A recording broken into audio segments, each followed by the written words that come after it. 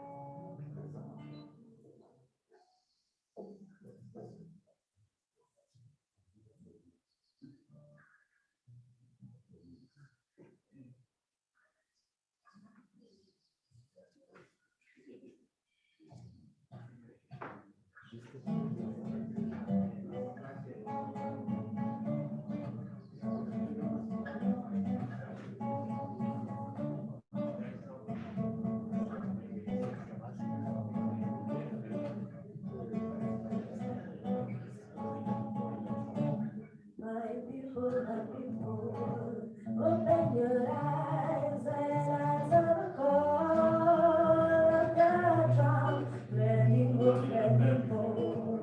Samora Michelle, Samora Michelle has come.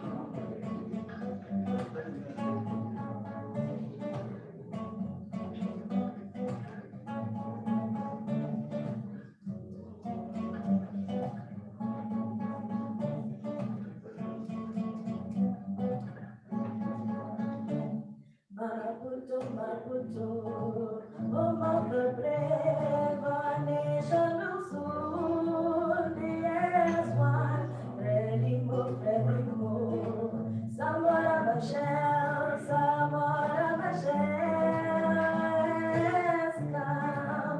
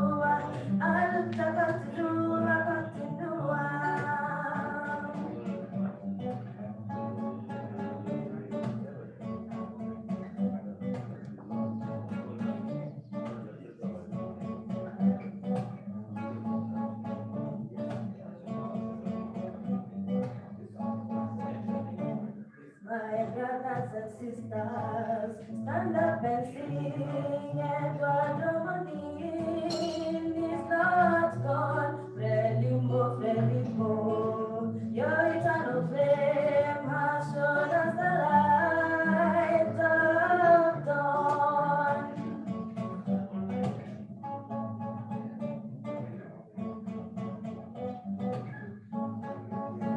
Mozambique, a luta continua. In Zimbabwe, a luta continua. In Botswana, a luta continua. In Uganda, a luta continua. Papa Kenya, a luta continua.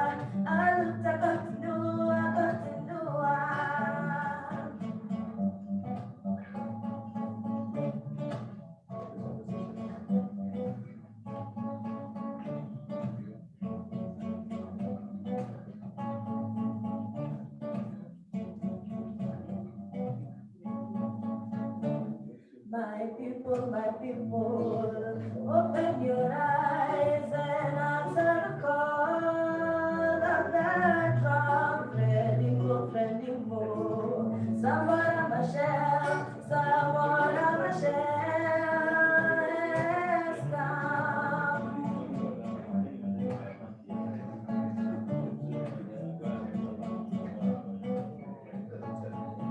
Mozambique, a luta continua.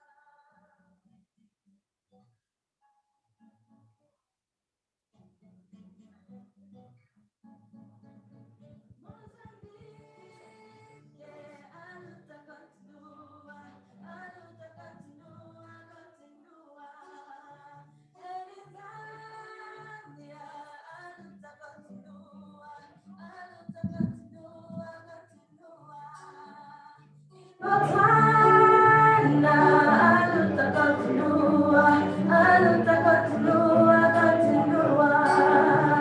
Iradeia, aluta continua, aluta continua, continua. Amaquinha, aluta continua, aluta continua, continua.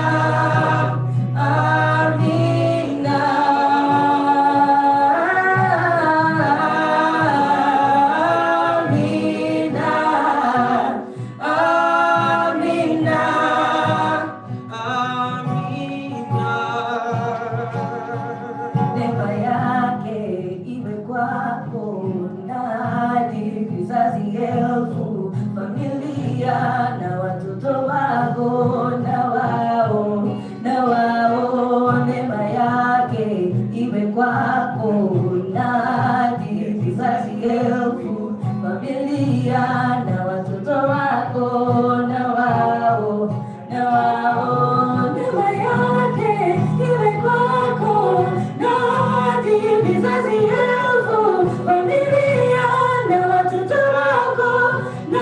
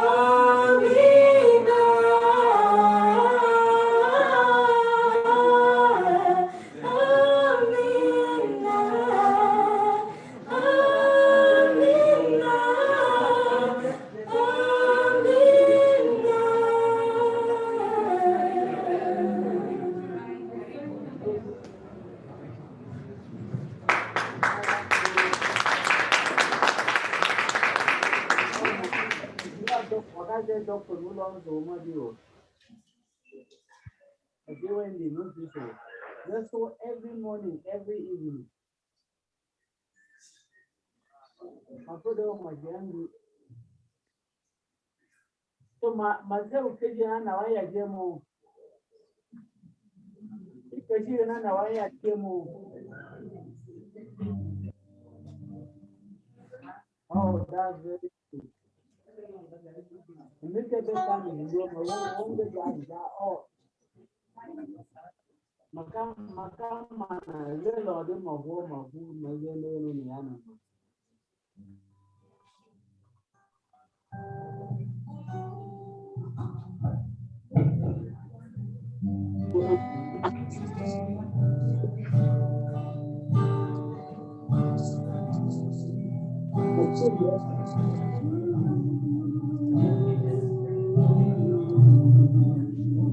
No, I didn't.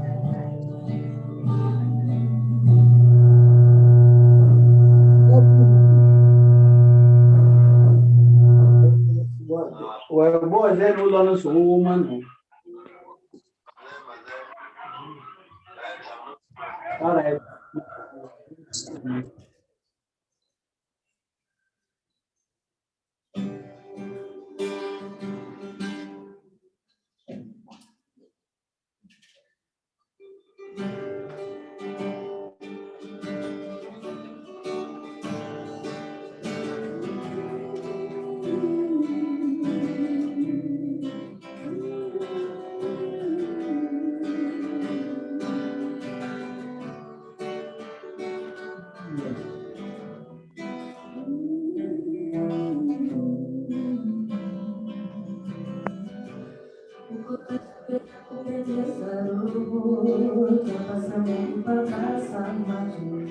Sauti yako nikisikia pia natulia, yanipunguzia hasira nazo. Urembo wako nikinasa roho, siku ya kwanza kukuona kwa macho. Sa moyo nimekwambia, siwezi kutania kama nikupuuzie mawazo. And I feel you in my air when I breathe. I see you in my dreams when I sleep. You're the one I've been waiting for all my life. And deep down in my heart I believe unanifeel na kufeel real. You're the one I've been waiting for all my life. Tuko sawa na wote malaika na mababa yao, wote wanafika wenye mama yao. Wewe nachagua sisemi nao, sisemi oh baby uko sawa na wote malaika na mababa yao, wote wanafika wenye mama yao. Wewe nachagua sisemi nao, sisemi oh sisemi.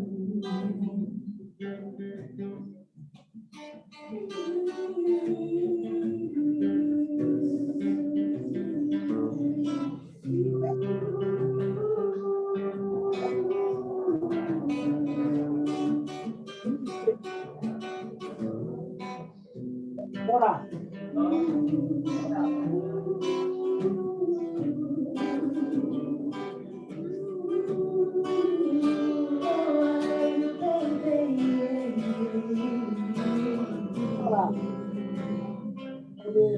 Sawa nao wote malaika na mababa yao, wote wanafika wendo mama yao. Wewe nachagua sisemi nao, sisemi oh baby uko sawa nao, wote malaika na mababa yao, wote wanafika wendo mama yao. Wewe nachagua sisemi nao, sisemi oh baby uko sawa nao, wote malaika na mababa yao, wote wanafika wendo mama yao. Wewe nachagua sisemi nao, sisemi oh sisemi.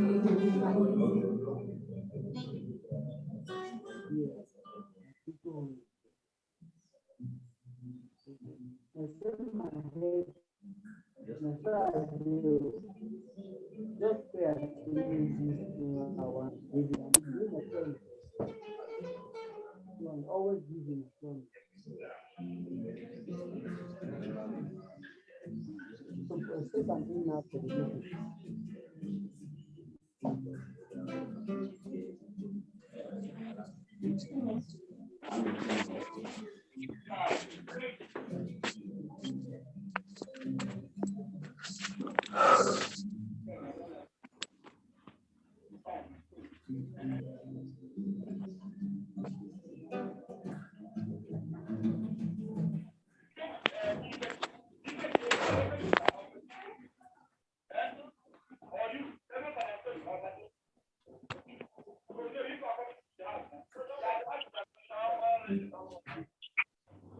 Check.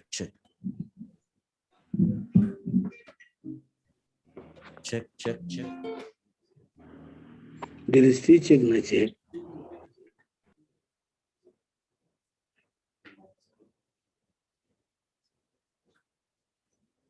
We enter for the meeting, time correct for talk before we talk.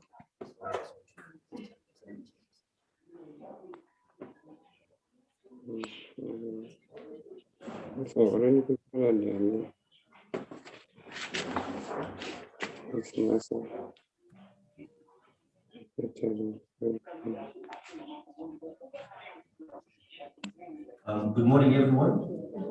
Good morning. It's cold, but it's better than it was melting. My name is Dan Mongi. I am going to be moderator for the day. I shall do further introduction a bit later on. Just to let you know, first and foremost, we are very grateful that you've made it here this early morning. Especially those of us who are, I know there's some night owls, but when you then wake up in the morning, you know the people look at Spanish in high school for oversleeping. Those ones. So thank you very much for the sacrifice and for just being part of this. Just to let you know, we apologize again for the slight delay, but our chief guest is around. It's just in a short briefing, but within the compound, he shall be joining us in a bit so we can kick it off. And I believe it's going to be a great experience altogether. So just let Wamoyo continue briefly. She's doing a good job.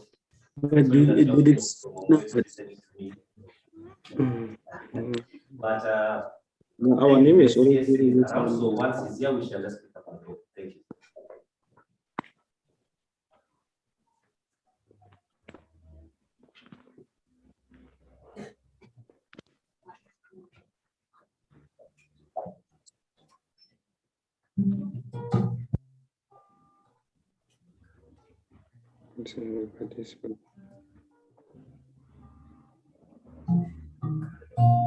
This time we are no, when I say now we enter us. now if I want to talk for the man.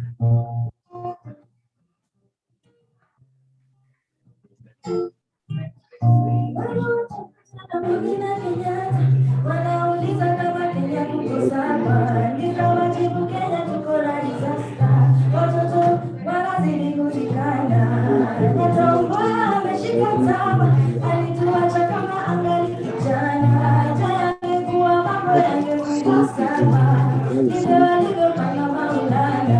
Nilimuuliza watu gani tunalima, watu mikoba zingine China, tukaenda kulipia barabara zilizobaki watu wanasana. So tujiangalie, tuko babaya leo kuliko jana, sikio la kupa halisikitapa, tuko wajuta tunajibizana. Tujiangalie, tuko babaya leo kuliko jana, tusipoziba ufa tutajenga kuta, tusogeze tu tungali vijana.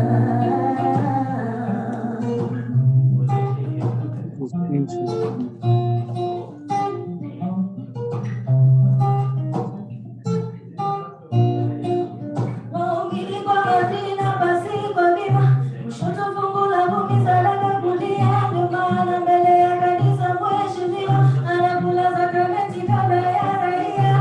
Siku za mwisho zimeshawadia, na revelation inatuambia ni generation inachoma picha, ni generation yetu sote. Tujiangalie, tuko babaya na kuliko jana, sikio la kupa halisikitapa, tuko kwa tuta tunajibizana. Tujiangalie,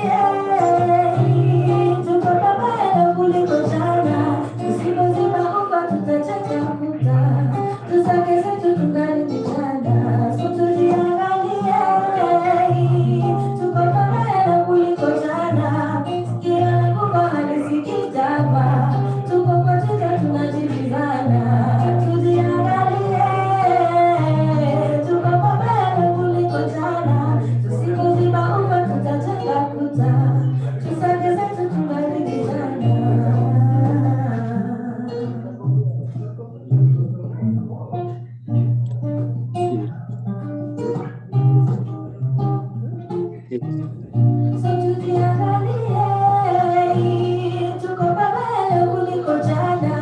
Sikio la kufa halisikitama, tuko kwa tuta tunajibizana. Tujiangalie, tuko pabaya kuliko jana. Tusipoziba ufa tutajenga kuta, tusake zetu tungali vijana. So tujiangalie.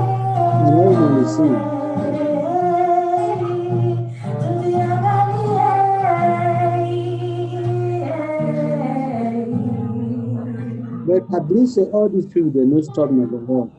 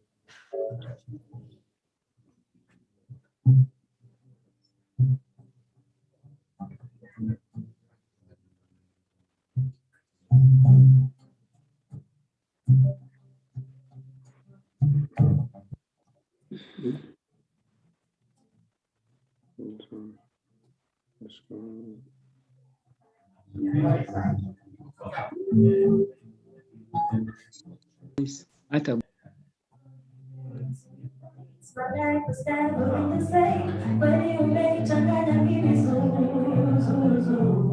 Mina wetu tuendelee. You treat me like a lady. Kwako sitawahi kudelay. Na siamini vile wanipenda. Ni kama siri kati yetu mahbuba. Smile so bright, I'm gonna lose my mind. Moyo unapasuka kusikia sauti yako. Baby, you're so fine, I want to be your wife. Moyo unapasuka kusikia sauti yako. Baby,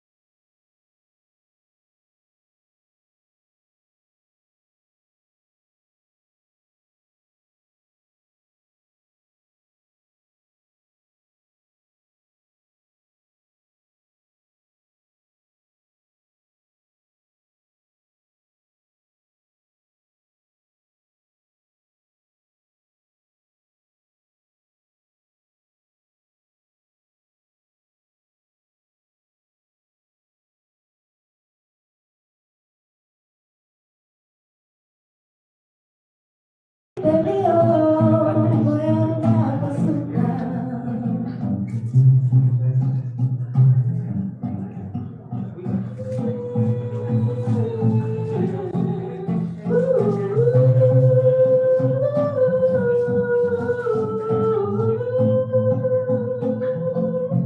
Baby, baby, baby, baby, baby, oh, moyo unapasuka. Baby, baby,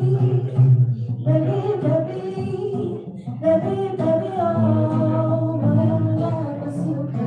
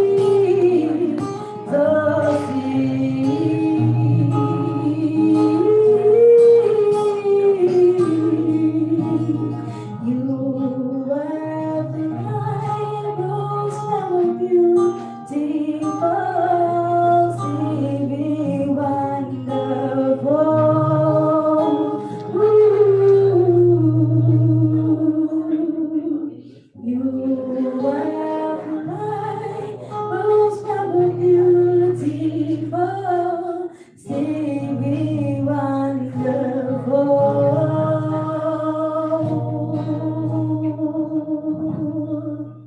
Zosi, Zosi,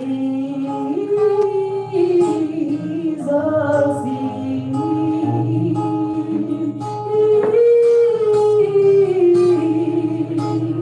Zosi, Zosi.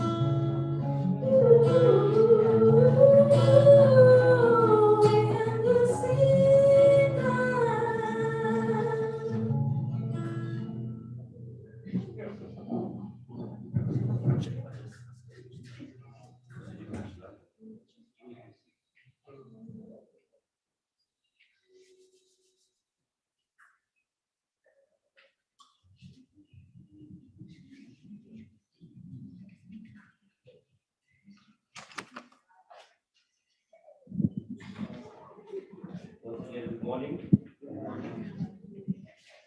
I would like to thank you. I'd like to welcome the CS, the Ministry of Labor and Social Protection. Someone should do. Let's appreciate him. Let's all be upstanding.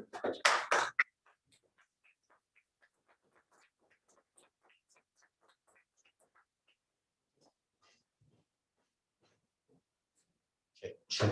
Okay.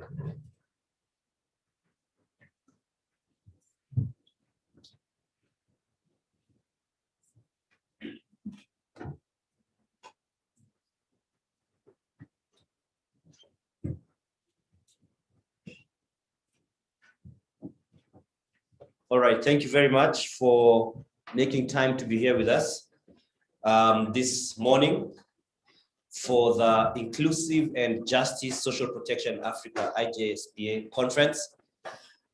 For the avoidance of assumption, my name is Dan Mwangi. I am a journalist. I'm the digital and innovation editor at NTV Kenya, and I am a business news anchor. In my other life, I'm also a poet, so I can write things that at least got me a wife. Those who need consultancy services, the young men here could see me during the tea break. At this point, before we have any much further ado, I'd like to invite us to stand up so we could sing the national anthem, and Wamoyo is going to be leading us with the same. So I request that we supply the microphone to her so that we could, oh, it's here.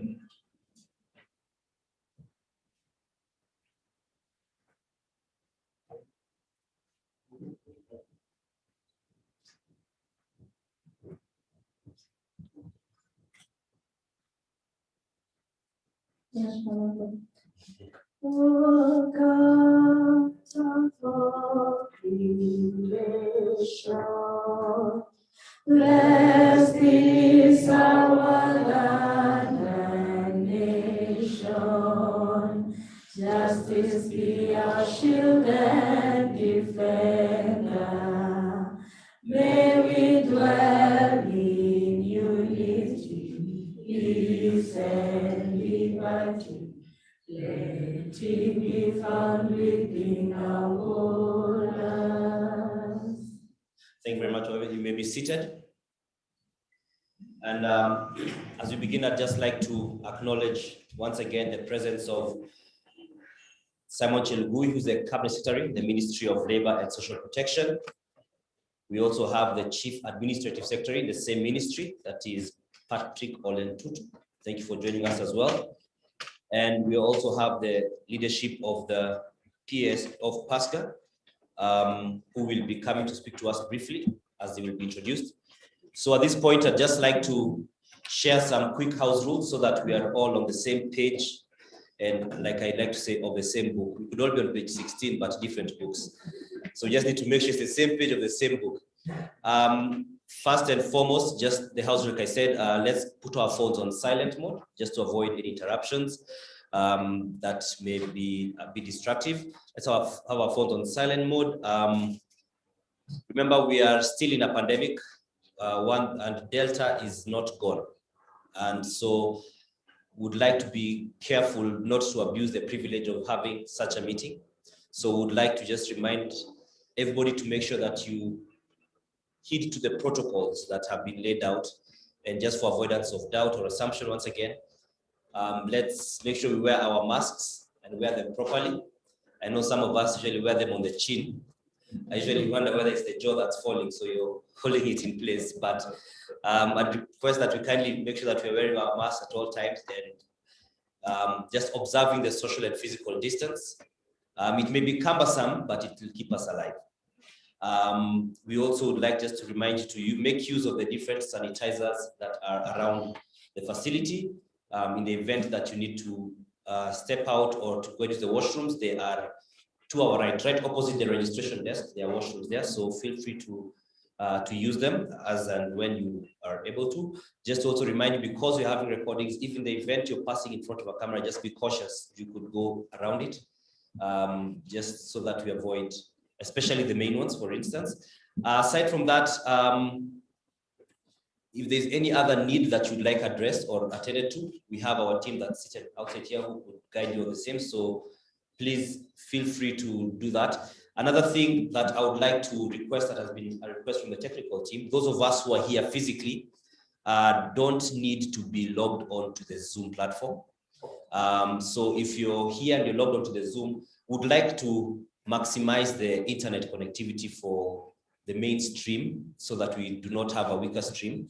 And anyway, whatever is on Zoom is going to be projected here. So kindly please log off your Zoom if you're here physically, because we shall have all this in place. Now, the online etiquette for those of us who are joining us online, as is being indicated, our login time is a bit different, but we are here and we're ready to go. Our chief guest is here and we are very grateful. Please rename yourself. Some of us are called Black Panther or Rino Mobutu Sese Seko. So just kindly just rename yourself on the Zoom platform so that we could have a clear indication of who we are with. For all takers, please use the email protocols.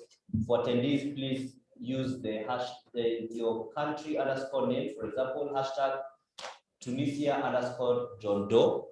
So if I was joining from somewhere else in Nairobi, I would write Kenya _ Dan Mwangi. Then keep your camera turned off until when prompted to turn the video on. This will improve the bandwidth for all logged in across the world. Remember, this is not a Kenyan event. It is a global one, and we're just privileged to be having it hosted in Kenya. Aside from that, mute your microphone at all times until when prompted to speak. Please use the chat icon to raise your questions, and the chat master will read them out. This will reduce disruptions, and we shall be guiding on that as we go along. Then we have, just to remind you that this is it's a bilingual event, like I said, because it's not Kenyan.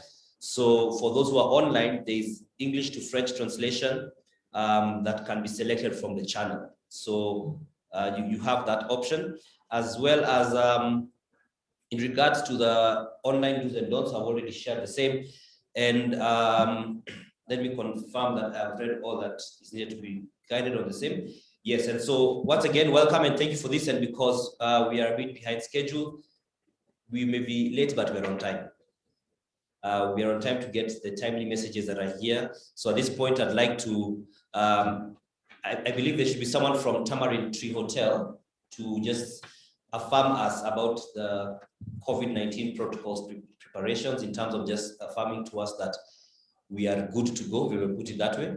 I'm not sure how close they are, because if they're not, I could still just affirm that we have the sanitizers. Okay, we have the sanitizers and we have the running water and soap in the bathrooms. We have, in the event that your mask gets contaminated or compromised in any way, we could supply the same, I believe, just to be safe, because we really want to be aware and alive to the fact that we are in a pandemic. So now at this point, I'd like to invite Dr. Martin Atela, who's the head of research and policy at PASCA, who's going to give us the convening address, after which he will invite the executive director of PASCA, that's Dr. Anthony Mveyange, who will then invite the chairman, Professor Narciso Matos, who's the board chair, who will then invite the CAS, Patrick Tutu, who will then invite our chief guest, the Cabinet Secretary in the Ministry of Labor and Social Protection. So, Martin, Dr. Martin Atela.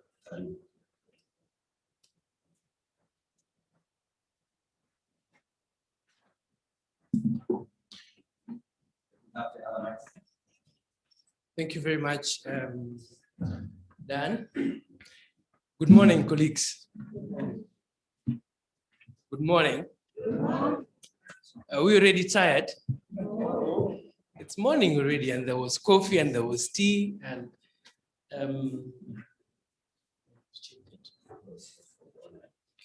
just for our speakers, just remind you that this microphone is for the online audience, and this is the one that is for locally. The Honorable Cabinet Secretary for Labor and Social Protection in Kenya, Honorable Simon Chelugui, the Honorable, sorry, I'm reminded to hold the microphone, the Honorable CAS for Labor and Social Protection, Honorable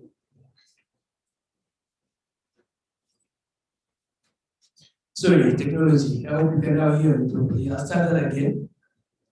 The Honorable Cabinet Secretary for Labor and Social Protection in the Republic of Kenya, Honorable Simon Chelugui, the CAS for Labor and Social Protection, Honorable Tutu, the Board Chair for PASCA, Professor Matos, the Board Chair for African Platform for Social Protection, Dr. Diabo, the representative of the African Union Commission, colleagues, researchers, civil society organization representatives, as well as the media.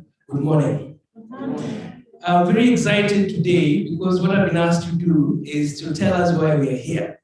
So that's going to be a very easy task because we already know why we are here. If we didn't know why we are here, we wouldn't be here. All right? So I'm very pleased that we have found time to join us for this important meeting on inclusive and just social protection in Africa. We do not take it for granted that you make time. I know that there are a lot of colleagues that are joining us online, as well as the colleagues who have joined us physically, who have made time to be here with us. The Honorable Cabinet Secretary for Labor and Social Protection. Africa is a continent of stories. And one of the key things you learn as you go to school and be educated in this country is they tell you storytelling was one of the most important ways in which our elders passed on their knowledge to the young ones. Okay? So I want to use this opportunity to tell a story as to why we are here. Several years ago, about a decade ago, I was a young Kenyan student outside of this continent, struggling to find knowledge, struggling to find a space and a career path in a continent not very far from here. My efforts to look for education were hampered by an important global event. the outbreak of the swine flu, otherwise known as the novel influenza virus, H1N1. I don't know how many of you will recall when that happened, but I was a graduate student. And because of that happening, first I contracted H1N1 and I've survived and I'm here. I developed great interest in researching how health impacts the security of countries. So my interest took me back to Africa. Okay. I went and spent a bit of my time in Botswana and spent a bit of my time in South Africa. I'm bringing this story because it's an interesting one. I spent my time listening as part of collecting my data for my master's thesis, listening to generals in the Botswana Defense Forces, as well as generals in the South African Defense Forces, on how HIV/AIDS was affecting their preparedness, their security, and their ability to respond to the challenges of the countries they're supposed to defend. Okay. Fast forward, we are here today in a period of COVID-19. And I say this because, like it was then, my findings, which I would be glad to share with you, seems to be true as we speak here today. One of them is that most of our countries are not very prepared to respond to global pandemics, or let me call them global shocks, that in many cases tend to affect the most vulnerable in our society. So that's number one. Number two, there's a lot of siloed approach to work, both in government as well as with development partners. All right? So the World Bank will come to Kenya, they set up and run their own social protection program. FCDO in the UK would come and set up, run their own program. Organizations such as ourselves, PASGA, would set up our own program. The Ministry of Labor would set up its own social protection program. In the case of Kenya, we now have county governments. So the Honorable Minister is making efforts to make sure that the most vulnerable get, for instance, cash transfers. Then the governor of Narok also has set up his own cash transfer program. In many cases, these programs don't speak to each other. So there's disintegration. But a more important thing which brings us to this conference today is the place of social protection as a program that ensures just and inclusive delivery of development programs. We say that because social protection is at the center of humanity. It's about the dignity of a person, okay? It's not, people would use the term beneficiary, but when you look at the societies that we want to build, if we are talking about not leaving anyone behind, then we are talking about ensuring the dignity of every member of our society. And social protection is at the center of that conversation. Now, 2 years ago, I didn't know that I would be privileged to be in a situation where the Open Society Foundation would come to PASGA and talk to us about designing a program that will help us rethink about how we do social protection in the continent. Why? Because we were looking at the disintegration that is happening, the role of government vis-a-vis the role of non-state actors. Okay, we were looking at how do we bring back the voice of the African in social protection programs. This morning I was part of a conversation that I won't reveal that talked about the significance of the African traditional systems in guaranteeing dignity for everyone across the board. And this is part of the conversation that has brought us here today. So in the last 1 or 2 years, we've worked with partners across the continent, the University of Pretoria, Uganda Christian University, the University of Ibadan, the Open Society Initiative for East Africa, as well as the African Platform for Social Protection, to design a program that can challenge us as Africans to rethink about how do we deliver a more effective social protection program that responds deeply, one, to the context and our culture, but two, is sustainable and actually restore the dignity of our people. So this is actually the conversation that has brought us here. And as my colleague Daniel, I think, will be presenting one of the evidence here, we'll talk to you about, we looked at issues of innovations, we looked at interventions, and those two issues led us to say, is social protection still very much driven by neoliberal Western thinking? Or is there an opportunity as Africans, thinkers, scholars, organizations, governments, to come together to really rethink about how we do social protection, to bring social protection back to where it belongs, the culture and practice of African countries. So colleagues, I'm very proud and excited that you found time to join this conversation. In the next 2 days, beginning today, we will be delving and looking at the evidence around interventions in social protection. And so in your program, you will notice that both Professor Winnie Mitola and Professor Eric, who is seated just next to me here, will be presenting some of the evidence that we have found over the last 1 year on this. And then tomorrow, we will be taking a step back to reflect. What is it that we want to do with this evidence? What does it mean for moving this agenda forward? And it is our hope that this will lead us to a call to action to all stakeholders on how we can together work together to improve the social protection agenda, particularly in the context of COVID-19. So I don't want to take more time than that. I want to say that across the board, we have different representatives.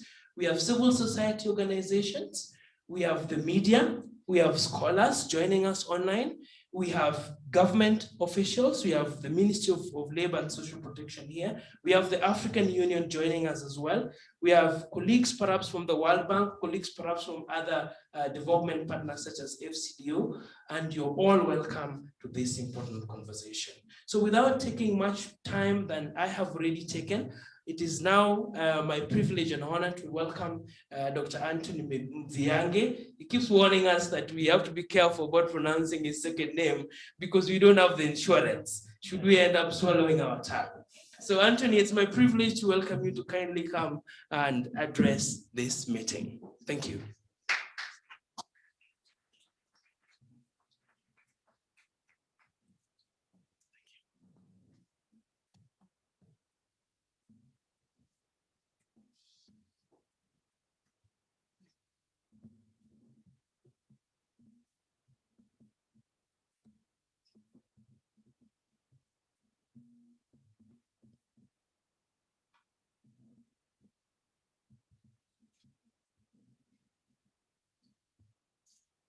Good morning, everybody. Habari ya asubuhi. I don't know, how do you say that in French? Dan. Bonjour. I always tell people, don't try to pronounce my second name, precisely because I don't have insurance. If you bite your tongue, you are in trouble and you're on your own. The Cabinet Secretary, Minister of Labor and Social Protection, Honorable Simon Cheligui, the Chief Administrative Secretary for Labor and Social Protection, Honorable Patrick Olentutu, the Chair of the Africa Platform for Social Protection, Dr. Boniface Digabo, Dr. Thomas Ongolo, the advisor of the African Union Commission, representative of the diplomatic community who are probably here or online, representatives of the civil societies and grassroots organizations, distinguished participants, ladies and gentlemen. All protocols observed. Good morning from Nairobi, Kenya. At least today it's not, it's a bit warm. It's not as chill as it used to be in the last few weeks. It gives me so much pleasure to welcome you all to this Pan-African Conference on Inclusive and Just Social Protection in Africa. This conference, as Martin has alluded to, has been organized in partnership with the African Platform for Social Protection and the Open Society Foundation. You'll all agree with me, this convening is not only timely, but also relevant in light of the great uncertainties and difficulties our countries are going through at the moment. The COVID-19 pandemic has unraveled many things, opportunities and challenges alike. The pandemic has compelled us to think not only differently, but innovatively in co-creating pragmatic, data-driven, evidence-based solutions to social protection challenges faced by countries across the globe. At the same time, the pandemic has exposed our weak and vulnerable points in providing social protection to the citizens who needed them the most. This has been one of the fundamental challenges of our time that we are individually and collectively as countries grappling with across the continent. Please allow me to provide statistical context. Before COVID, statistics indicated that more than 82% of the population of Sub-Saharan Africa did not have access to social protection. As a result of the pandemic, it is estimated that unemployment rates in the continent have increased by 0.7%, resulting into about 40 million newly poor Africans and eroding the progress of poverty reduction across the continent. In fact, the World Bank 2020 report shows significant reversal of gains on the fight against poverty and inequality since the onset of the pandemic. It is against this backdrop that the Partnership for African Social and Governance Research, PASCA for short, in collaboration with the African Platform for Social Protection and the Open Society Foundation, has convened this timely and important conference. Some of you might wonder, what is PASCA? Martin has talked about his experience, but he never got into talking about PASCA. So please allow me to quench your curiosity and give you a brief tour of our Pan-African institution, one of our greatest assets that we have in the continent. PASCA is an independent, non-partisan Pan-African not-for-profit organization established in 2011 and headquartered in Nairobi, Kenya. Currently engaged in more than 25 African countries, we strive to advance research and training excellence and generate evidence in public policy and governance that shapes policy discourse across countries. At the core of our work is a firm belief in homegrown African-centric data-driven evidence. If I am to relate this noble endeavor to my years in secondary school, back in Tanzania, I'm a Tanzanian, so Kenyan, be warned, you have Magufuli in the house. It speaks squarely to the famous Song of Lawino and Oko by Okot PB Tech, especially the poem Let No One Uproot the Pumpkin in the Old Homestead. In the same vein and in true Pan-African spirit, PASCA works very closely with African academics. Martin said we have professors in the room, higher education institutions, research think tanks, civil societies, governments, business and police communities, both in the region and internationally, with three intentions. First, to support the production and dissemination of policy-relevant research.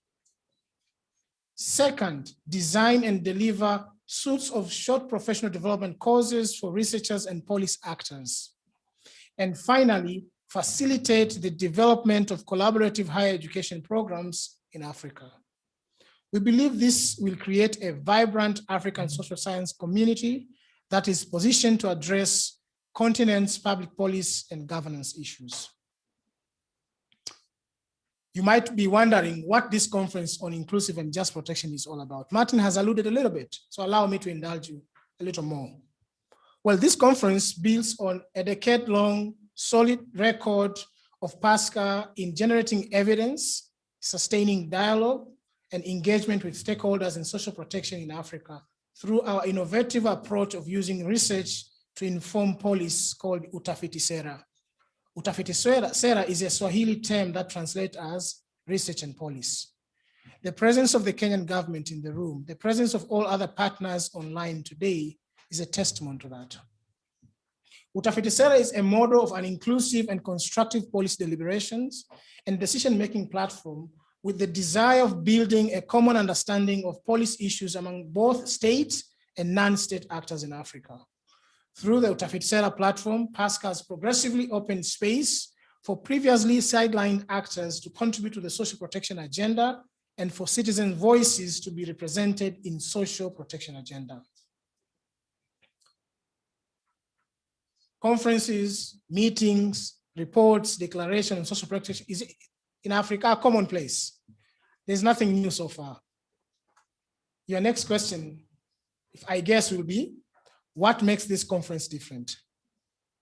In other words, what makes PASCA present this conference to our society today and tomorrow?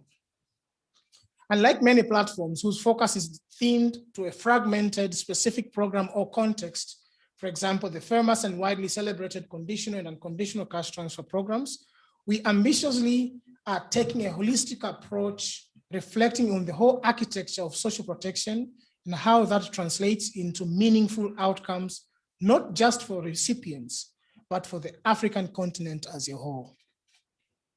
We seek to acknowledge and leverage on our identity as Africans, to look within and reflect on the resilience of our own indigenous social protection practices, embedded in shared values and principles of humanity, reciprocity, and solidarity. Fundamentally, PASCA and our partners ask, why have they endured? Questions that Martin was raising. What can we learn to shape or refine formal and informal social protection processes and articulate the hybrid framework that is fit for Africa? We do not stop, but keep asking more hard and practical questions. For example, how can Africa realize the scalability and ownership of experimental innovations to unlock their transformative potential? How can Africa optimize the opportunities and mitigate the challenges of leveraging digital technology in the design, delivery, sustainability, and accountability of its homegrown social protection programs? We were chatting with the CS and CAS today about what Kenya is doing in that space. Very good job. How can Africa effectively leverage the voices and representation of the citizens in decision-making and accountability for social protection? How can African states rebalance their balance sheet to sustainably finance social protection? We also had the same conversation with the CS. How do we own the process? They cannot be donor-driven all the time. As Africans, if we claim to think as Africans, we need to own the process. And how do we do so? This conference will try to answer some of these questions. And finally, what can African states learn from the resilience of indigenous social protection systems in the design and delivery of sustainable and accountable social protection frameworks in Africa? These questions are relevant, yet difficult to answer. Worth noting, they have not been explored deeply and holistically by the vast existing literature on social protection in Africa. Our daring and continued quest to engage and interrogate and find answers to these questions through our Tafiti modus operandi to generate robust, credible, and sound evidence for informed policymaking is undoubtedly timely. This conference provides that unique opportunity to deep dive and seek answers to these questions, to explore more innovative, inclusive, and just solutions to mitigate social protection challenges in the continent. What next after this conference, you wonder? If I guess, and I hope my guess is as good as yours. Is it going to be business as usual? That is NATO. NATO as NATO. Do you know what NATO stands for? Can somebody guess? No talk, no action, talk only. NATO, not the NATO, the Western, no, NATO as NATO, NATO. If I may borrow, that saying, I usually hear that from Vimal Shah, the CEO, the top CEO in Africa, in East Africa, the Kenyan. So he always say, we keep talking, but no action. No action, talk only. The answer is absolutely no. Allow me to give you two reasons why. First, this conference serves to progress the dialogue on building the Africa we want, as articulated by the Agenda 2063 of the African Union.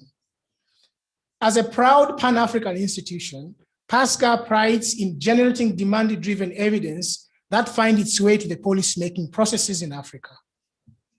The need for sustained dialogue and engagement is therefore coexistential in progressively realizing the Africa we want.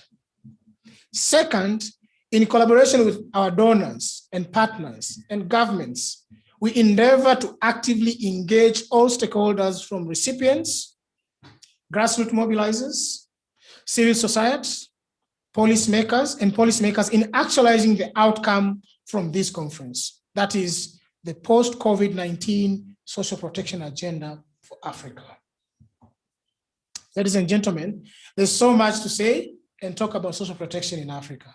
And I cannot finish them within the 10 minutes allocated for my opening remarks, obviously. But I'm sure for the next 2 days, we will all learn and exchange a plethora of knowledge and experiences, in addition to forging the relevant professional networks needed for realizing the African dream. That is building the Africa we want. Please remember, and I say this in capital letters, please remember, PASCA is your partner and a strong ally in this journey, and our door is open for engagements and collaborations. Together, we can, if I'm to borrow Obama's words. Now, with all those remarks, please allow me now to stop here and welcome our chair of the board, Professor Narciso Matos, who is joining us straight from Mozambique to give his remarks, and invite CAS Honorable Patrick Olentutu. Professor Narciso, if you're online, please welcome. Thank you. Good morning to everyone. Bonjour, bon dia, Jishile, salam. The Cabinet Secretary, Minister of Labor, Social Protection in the Republic of Kenya, Honorable Simon. You could unmute your mic, please, Professor. Say it again. Say it again. Your mic is muted, Professor.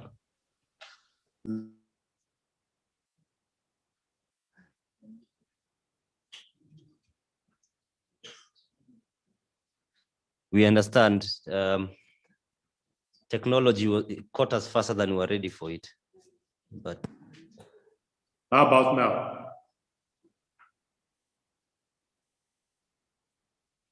Can you hear me now? is it possible for the admin to unmute him? Huh? Okay. Online, the colleagues can hear me.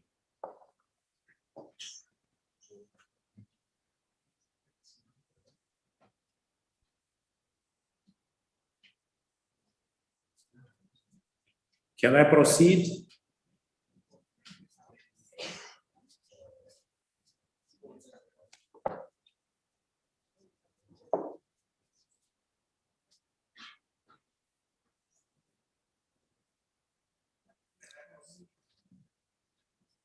Yeah, I know the colleagues online can hear me loud and clear, but in the room, apparently they cannot hear me.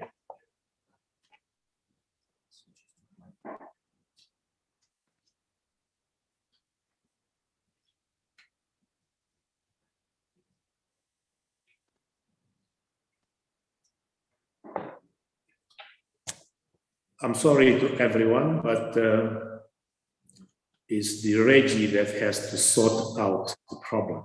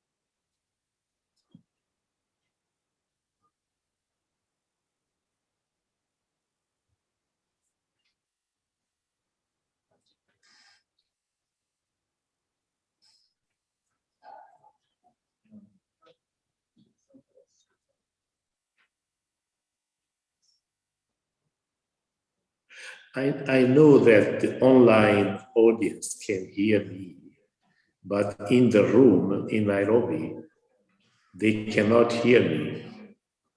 So if you can hear me, Anthony, if you are online, what I suggest is that just move ahead. There is no gain in derailing the conference because of what I needed to say. So please proceed. And when you manage to sort out the problem, come in later. Gain in derailing the conference because of what I needed to say. So please proceed. And when you manage to sort out the problem, come in later. Let me know if you're good to go. All right, Professor, I think we are good to go. We can now hear you. Yes, but there is a return there. Yeah, someone has to disconnect something.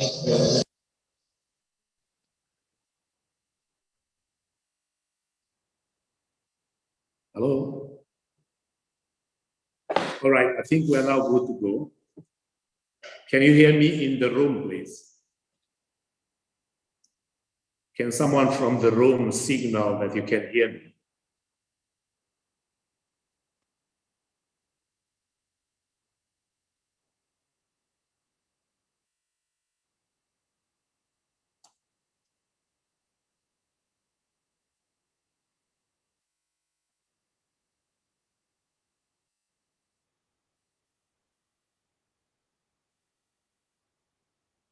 Can you hear me in the room? In Nairobi? I can see the gentleman standing next to the flag. Can you signal to me if you can hear me? Okay, thank you. Thank you so much. So, ladies and gentlemen, let me hope and pray that social protection will work better for us than the technology is proving to be. Good morning, bonjour, bom dia, salam, Zishile. The Cabinet Secretary, Ministry of Labor and Social Protection, the Honorable Simon Shelugi, the CAS for Labor and Social Protection, the Honorable Patrick Tutu, the Chair of the Board for the Africa Platform for Social Protection, Dr. Boniface Degbo, the Advisor to the African Union Commission, Dr. Thomas Ongolo, the Executive Director of Pascal, Dr. Anthony, I will not pronounce the second name, government officials present, the representatives of the diplomatic community, members of the research community present, members of civil society organizations represented across African countries, the media fraternity, ladies and gentlemen, all protocol observed. First of all, let me wish all of you from Maputo in Mozambique that you are in very good health for you and your families, because we know all what we face these days. On behalf of the Board of Directors of Pascal, on behalf of partners, on my own name, I am pleased to welcome you to the Pan-African Convening on Inclusive and Just Social Protection in Africa. Let me start by appreciating the team of Pascal in the name of Dr. Anthony, the Executive Director, to appreciate the African Platform for Social Protection and the Open Society Foundation, who worked very hard to organize this event. I thank you for your commitment to social protection, and I thank you for bringing us together for this conversation today. Ladies and gentlemen, with COVID-19 and the challenges we face, not least the access to vaccines, I'm sure we will all agree that social protection is of paramount importance now. The previous speakers highlighted the ways in which we can contribute to improve the way social protection has been offered and is being offered in our countries. The most important message will be, how do we generate evidence-based proposals, recommendations, ideas, which will go then to inform policy? What's the role of research to improve the way in which social protection is being offered in our countries? My role today, however, is simply to welcome the Honorable Patrick Tutu, the Chief Administrative Secretary, who will later welcome the Honorable Minister, Cabinet Secretary to deliver his keynote address. Before I step aside, it's my duty also to recognize the participation and the support of partners. I wish to recognize the participation and support of the government of Kenya, of the Africa Platform for Social Protection, who have engaged with us in testing the applicability of the findings of previous research.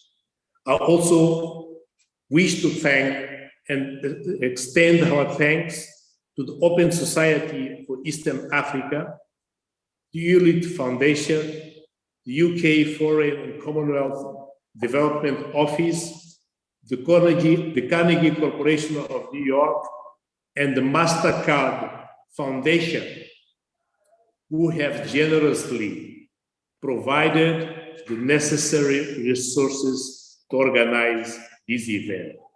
Thank you. Without your support, we certainly could not be sitting around the table to discuss this today.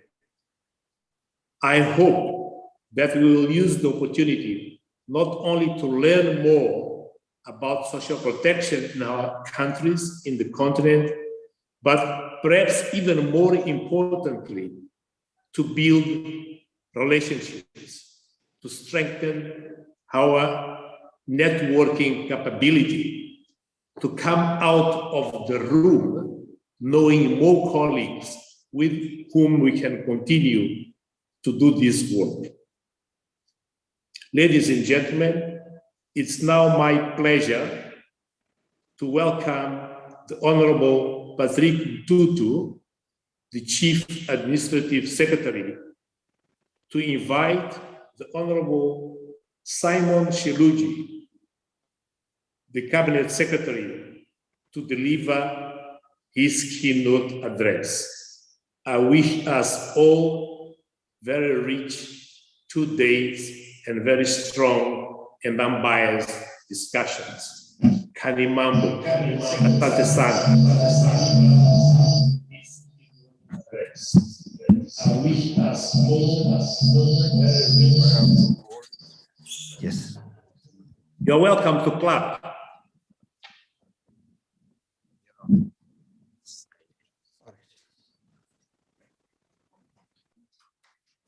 Thank you very much. Thank you very much, Chairman. We'll now let the CAS speak. Thank you. Thank you very much, Chairman. Professor Matos, we hear you loud and clear.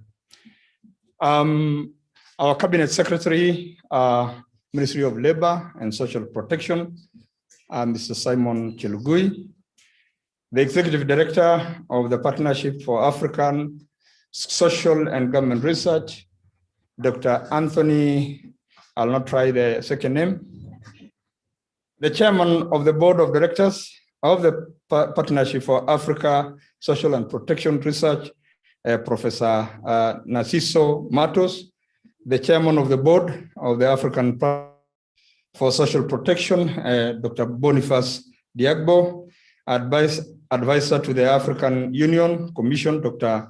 Thomas Ogalo. Ladies and gentlemen, good morning. And I hope it's still morning.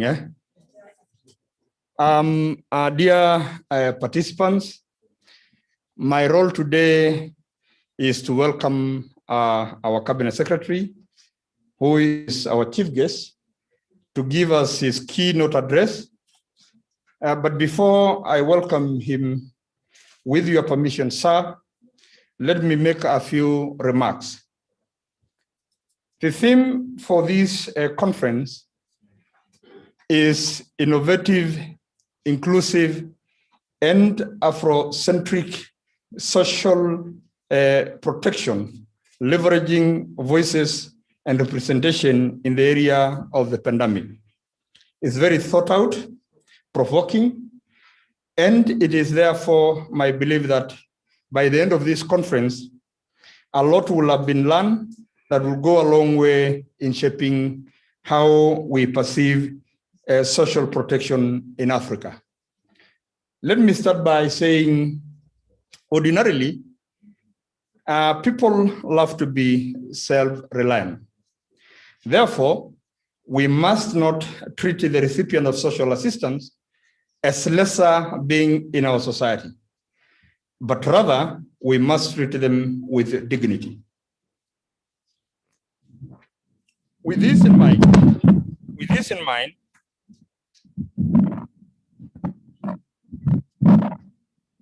don't know whether I've messed up with the stand.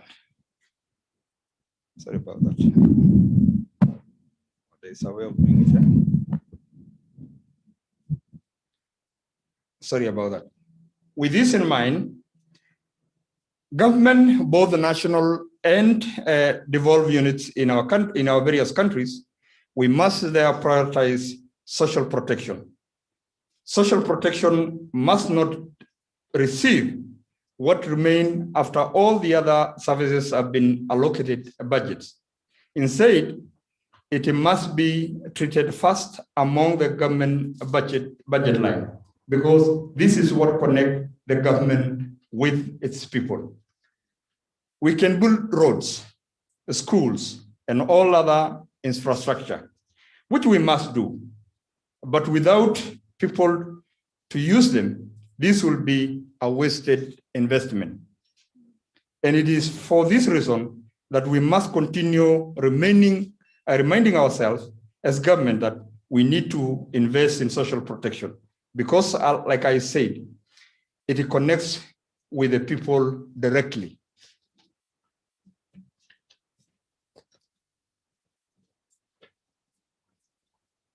We must also be bold and see social protection beyond social assistance.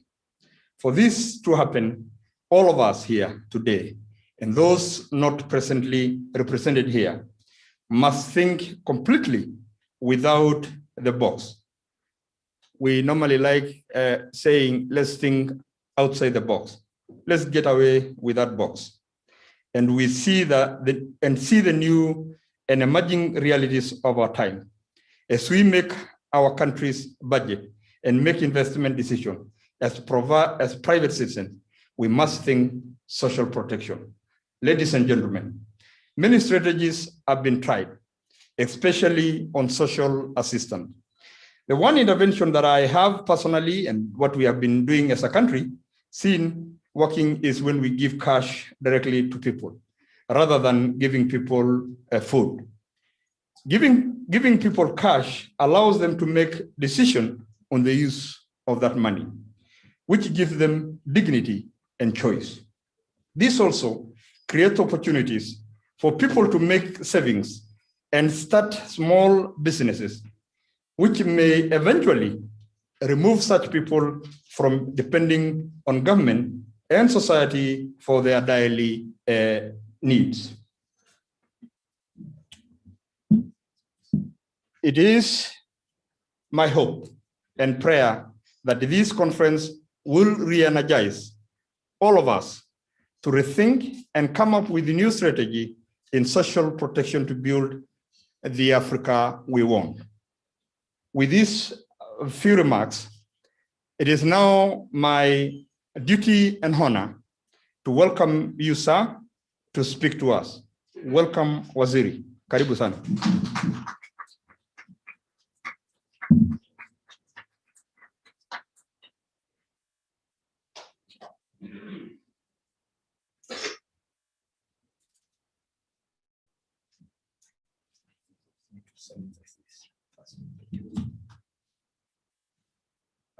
Thank you very much. Thank you very much, our Chief Administrative Secretary, Honorable Patrick Ntutu.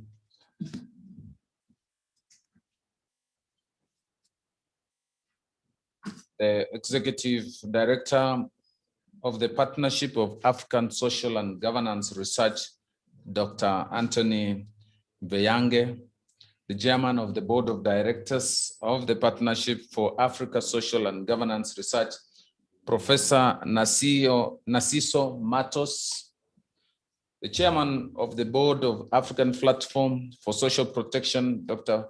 Boniface Daekbo, very difficult African names. The advisor to the African Union Commission, Dr.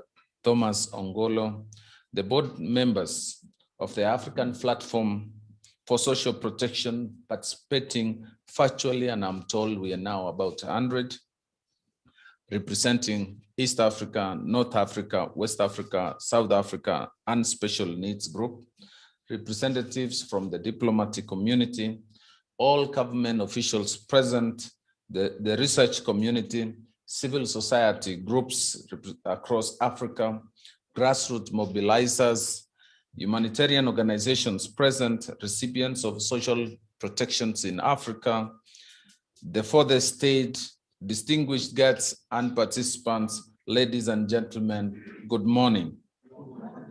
Good morning in Nairobi. Thank you. Because I realize we have different longitudes and some people are just waking up. Some are going to after. I don't think in Africa we have reached afternoon in any part of Africa. Allow me to welcome those visiting Kenya and Nairobi for the very first time, and everyone else who has joined this conference today, including virtually. Karibuni sana, karibuni Kenya. Hakuna matata. It is indeed with great appreciation that I join all of you this morning to open this auspicious Pan-African conference on inclusive and just social protection in Africa. Convening this conference is indeed timely when we consider the impacts of COVID-19 pandemic on social protection and support structures that have been stretched to the limit in every society across our continent and even globally. Despite the significant efforts that have been put in place by many governments in Africa to cushion our people from the negative economic consequences of this pandemic, it is estimated that unemployment rates in the continent have increased by 0.7%, resulting in about 40 million new newly poor Africans, thus eroding the progress on poverty reduction efforts across the continent.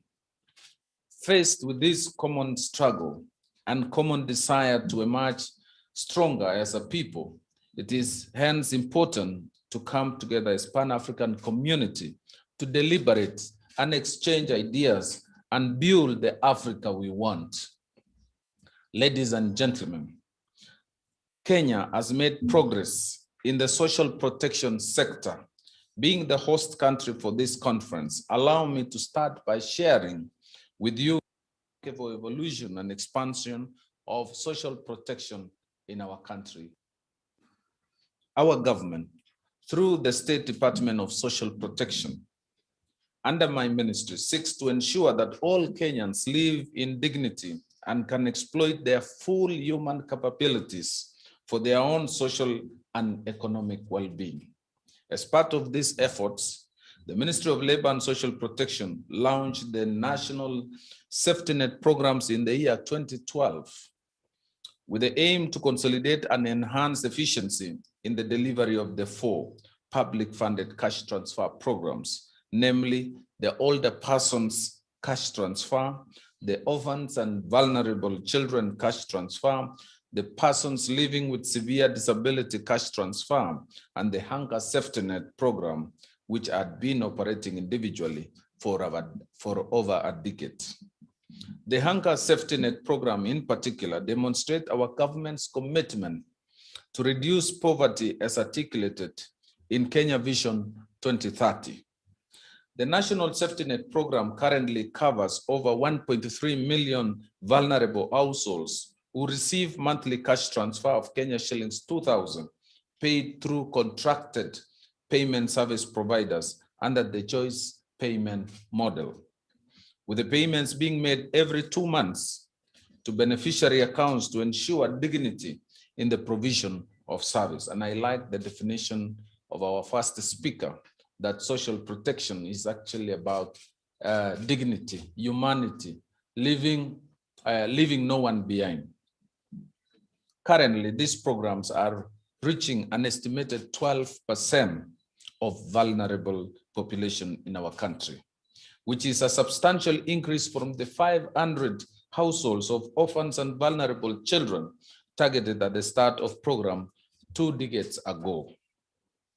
Ladies and gentlemen, my ministry continues to come up with strategies and systems aimed at ensuring that existing social protection programs continue to contribute to improved livelihoods among the target vulnerable populations. To further strengthen provisions of social protection services, my ministry, with the support from the World Bank and the Foreign Commonwealth Development Office, started the Kenya Social and Economic Inclusion Project, KSEP, in March 2019. The objective of KSEP is to strengthen the social protection delivery systems for enhanced access to social economic inclusion services and shock responsive safety nets for poor and vulnerable households. Importantly, KSEP will enable establishment of an enhanced single registry that will contain data not just for beneficiaries of the cash transfer programs of government, but also data on potential beneficiaries of social protection programs. And I wish to affirm or confirm to you that this single registry is not just going to deal with the identified vulnerable groups of our society, the older persons, orphan children, or people living with disability. We have other forms of, or other vulnerable members of our society, which we believe as we progress, we will incorporate them, we'll onboard them, and this single registry will be used to support and benefit them. This could include people affected by natural disasters like floods. Some people have been displaced through cattle rustling and some form of insecurity in some parts of this country. This program will support and enable these beneficiaries to enjoy this program. So what government will be doing, even in addressing food insecurity, drought-affected communities in our country will not be carrying food and transferring materials to those vulnerable members or affected. We'll be sending cash through this registry. We'll just map and isolate that group, affected group, and transfer cash. And businessmen, suppliers of food and materials will find their way to these beneficiaries. That is efficient, that is a more effective, and it is a more dignified way of dealing with vulnerabilities in our country. So this single registry, we thank our partners and those who develop this system because it makes our work much more easy. And when we get donors, like recently when we were supporting the new vulnerable as occasioned by COVID, we got many donors who came to us, including Give Direct. And using that system, we were able to support households in informal settlements in Nairobi, like Kibera, Korogocho, parts of Mombasa, who are identified using our government system, Ngao, and the local administration. And we were able to reach out to over 328,000 Kenyans living the urban poor who are affected by lockdowns and COVID protocol containment measures that government issued during the outbreak of COVID. So fellow participants, these efforts will go a long way in promoting evidence-based programming in the social protection sector and further enable effective and vertical and horizontal expansion in provision of social protection services. The enhanced single registry will further support rollout of timely shock response interventions in the country. Through the government,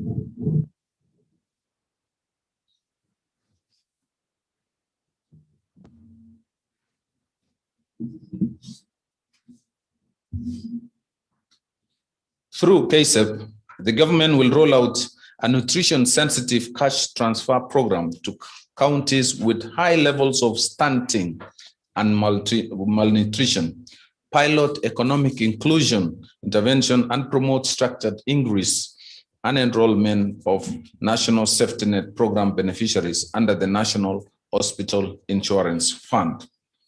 1 month ago, we launched a partnership between our Department of Social Protection and National Housing Insurance Fund to cushion, in addition to cash transfer, to cushion and enable, or rather subsidize, the health cost, out-of-pocket expenditure by these vulnerable members of our society.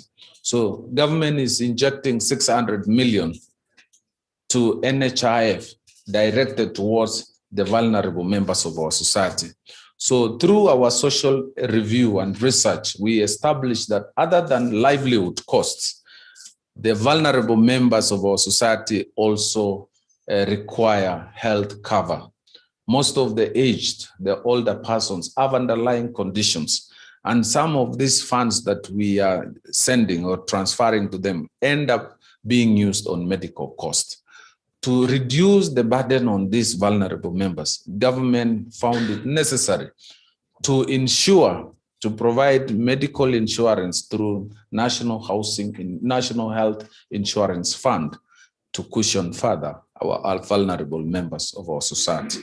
This way, the 2,000 that we send to these members of society can be utilized on livelihood expenditure.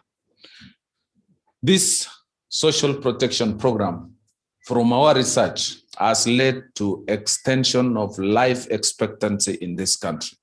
From 10 years ago, when we did our last census, the life expectancy of women in this country was 51 years, and men an average of 55 years, and men have moved to 52 years. A huge increase in life expectancy. through more and more intervention and partnership with like and donors like World Bank and World Food Program, UNICEF, we will see our gradual progress towards the best life expectancy recorded in countries like Norway and other countries like Finland, whose life expectancy is 74 years. This is our dream as a country. This is where we want to go. We want to prolong, to increase life expectancy of our people in this country. The National Safety Net Program, therefore, and the KSIP set a good foundation to guide strategies that can inform cushioning of our people from negative economic consequences of poverty and, without doubt, COVID-19 pandemic.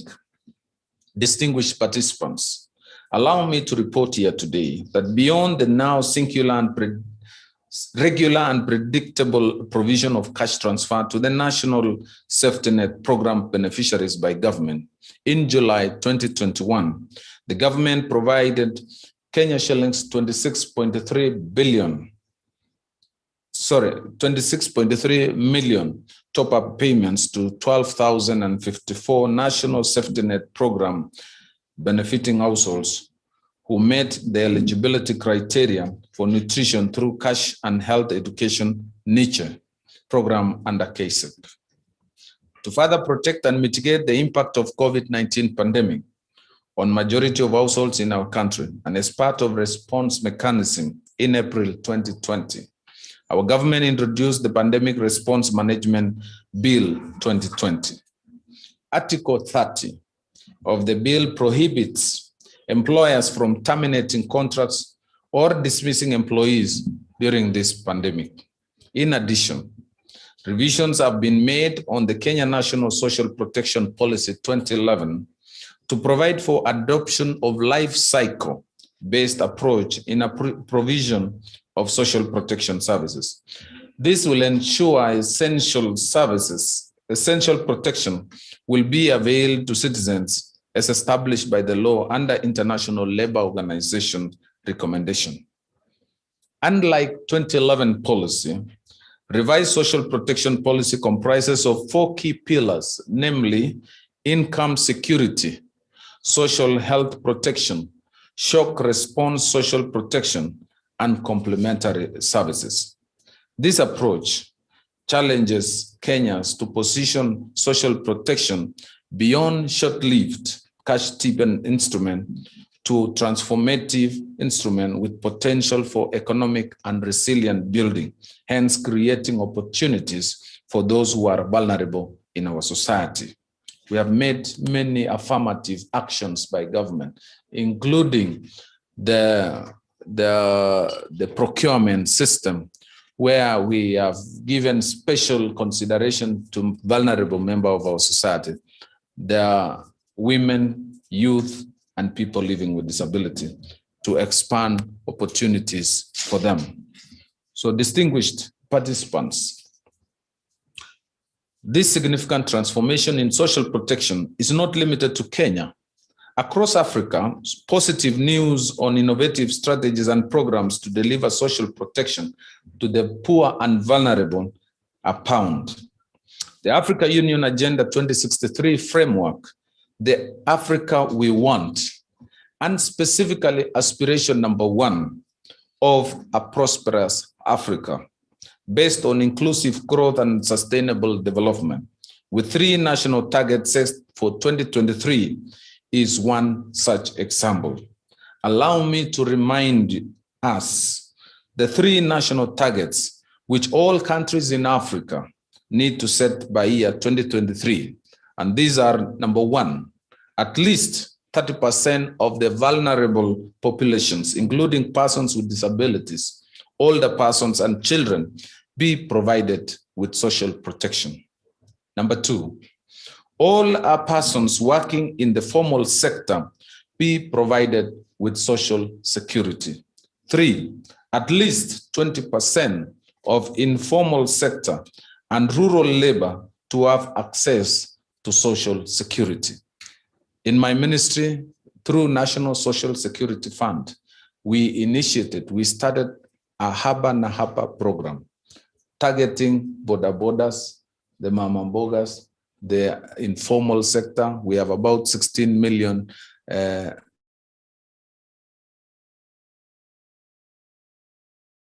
of 19 million, 16 million are in the informal sector. 3 million are in the formal sector. We need, according to aspiration number 1 of the African Union, we need at least 20% of this by the year 2023 to have access to social security. And Kenya has begun through NSSF Haba na Hapa program.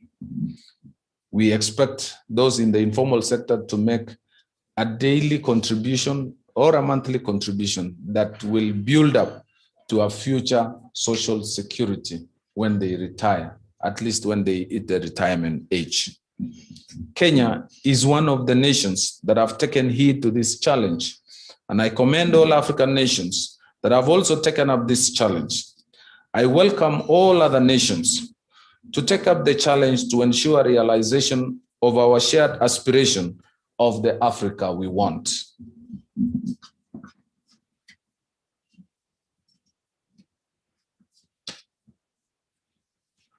In the past, we have been told Africa is a black continent or is a dark continent. And sometimes we believe Africa is dark or Africa is black. But in terms of tomorrow and the promise of the future, Africa is bright. Through these programs and initiatives that we are doing, rolling out today, engaging with our lower cadre of our society, pushing the level, pushing the level higher and higher every day, Africa is bright. Despite very remarkable success stories, many African nations remain a long way from achieving long-lasting transformation of individuals and communities targeted by our social protection programs. Gaps and challenges still exist that this conference can deliberate on and provide innovative solutions. My expectation is that during the 2 days conference, we will foster our collaboration, learn from one another, and reflect holistically on the entire architecture of social protection in Africa. This way, I believe we can jointly articulate a hybrid social protection framework that is appropriate for Africa. I note with confidence the conference approach to reflect and learn from the resilience of traditional social protection systems present in all societies in Africa. Our realities demonstrate that the most available and reliable system is one that is embedded into our African value system for cushioning humanity, reciprocity, and solidarity among our people. And I think the first speaker embedded there started with an African story, which has been written by Chinua Achebe. I've read the Chinua Achebe books. It talks of stories in the evening. It talks of wars. I don't know why African stories are always surrounded by wars and hunting and fighting and all these African stories. I think the intention was to create courageous and sometimes aggressiveness in fighting, hunting, and fighting. But I think that has been overtaken now by knowledge-based technology, digital world, and a village, economic village, a global village in our society. So this should be embedded. And as I say, cushioning humanity, reciprocity, and solidarity among our African people. I also note that the conference brings together beneficiaries and recipients of social protection services, grassroots mobilizers, civil society actors, and policymakers from across the continent to deliberate on issues on social protection guided by rigorous scientific evidence. This indeed is a solid, constructive environment that will help all of us to realize the Africa we want. As I open this conference, allow me to commend the partnership of the African Social and Governance Research, the African Platform for Social Protection, and Open Society Foundation for the research and funding for making this important and timely conference possible in these times of great uncertainty in our continent and in the world. And as I conclude, it is my prayer that all the stakeholders will find this conference worth their time and its outcome, the post-COVID-19 social protection agenda for Africa, useful for progressing their efforts in improving social protection in our continent towards our shared aspiration on the Africa we want. I think what we've heard and said in this and by the speakers who have spoken before, including the chair and the professor who spoke to us from Mozambique, is that Africa is yearning for change. Africa is reflecting. Africa is looking inward on the challenges facing us. And governments from our African Union that brings together over 54 countries are doing introspective reflection of their social challenges, poverty, vulnerability, the challenges, the wars, the floods that we face, creating so many millions vulnerable people, naturally, and some of them man-made. It is time for us in Africa to now move forward and push the bar and bring out the less fortunate in our society to live in dignified lives, to work decently, in make productive contribution to the well-being of their nations. Africa, as I said, has been called a dark continent from those days that we struggled to free Africa from the yoke of poverty, diseases, and illiteracy, to now a prosperous Africa, the Africa we want. Africa must be finally conquered, not again through the blood and the evil of setting one community, suppressing others, but through the forces of enlightenment, service, and provision of social protection services, that Africa is bright. So, as I open this conference today, it is incumbent on all of us and all governments and all the partners that participate in reducing the incidence and the level of insecurity in our society, to actually share experiences, benchmark among ourselves, and lift Africa from the levels that we are right now. I believe with these interventions and the targets that we have set ourselves through the African Union and individually as African nations, Africa will not be the same again. The less fortunate in our society are integral members of our society, the older persons, our vulnerable children, people living with disability, people who are suffering from terminal diseases that have bedeviled Africa. The insecurity and lawlessness that we see in some African countries need to be dealt with, because it continues to subjugate and continue to deny our people decent livelihoods. So we must rise up. As a government of Kenya, we continue to program and allocate resources. 30 billion Kenya shillings today is allocated to social protection.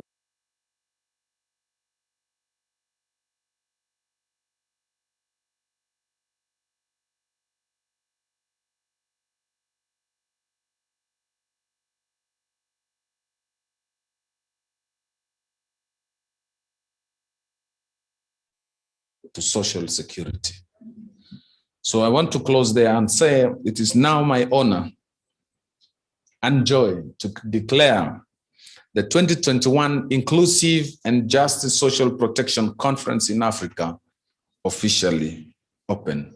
Thank you, and God bless you.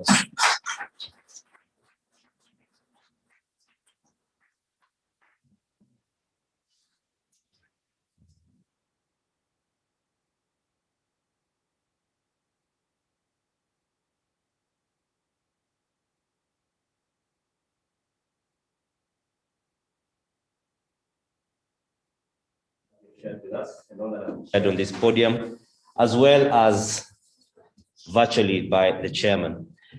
So at this point, I'd like to call Edwin Rigi. He's going to be our online moderator. He's going to help us just get some feedback from the different participants online in regards to what has been said here, because like we've said, we're trying to be inclusive so that it's a quick interaction that is going to take us through. Then we shall then take a tea break. I'm sure we are really looking forward to that with the weather.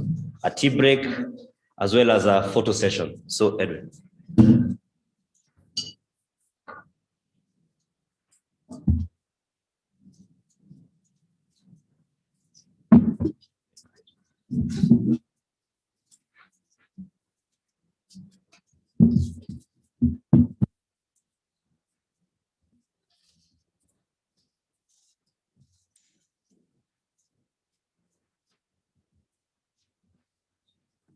Hello everyone, hi. If you can hear me right, just wave. Awesome, perfect. So my name is Edwin Rege. I'm from PASGA, and today I have the great honor of moderating this hybrid session. So basically what we're going to do is I'm going to show you a nice little tool that we can all enjoy interacting, the people on site and the people online. So at this point, let me just share something.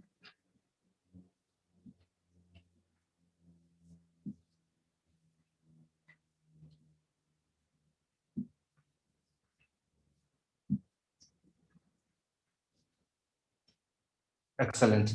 So I have two sets of instructions for the people who are here and the people who are online. So for the people who are here,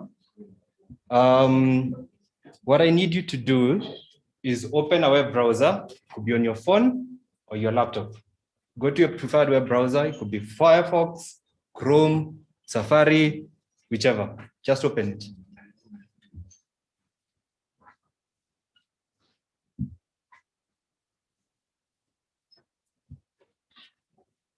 If you have it open, say I have it open. Or give me a thumbs up.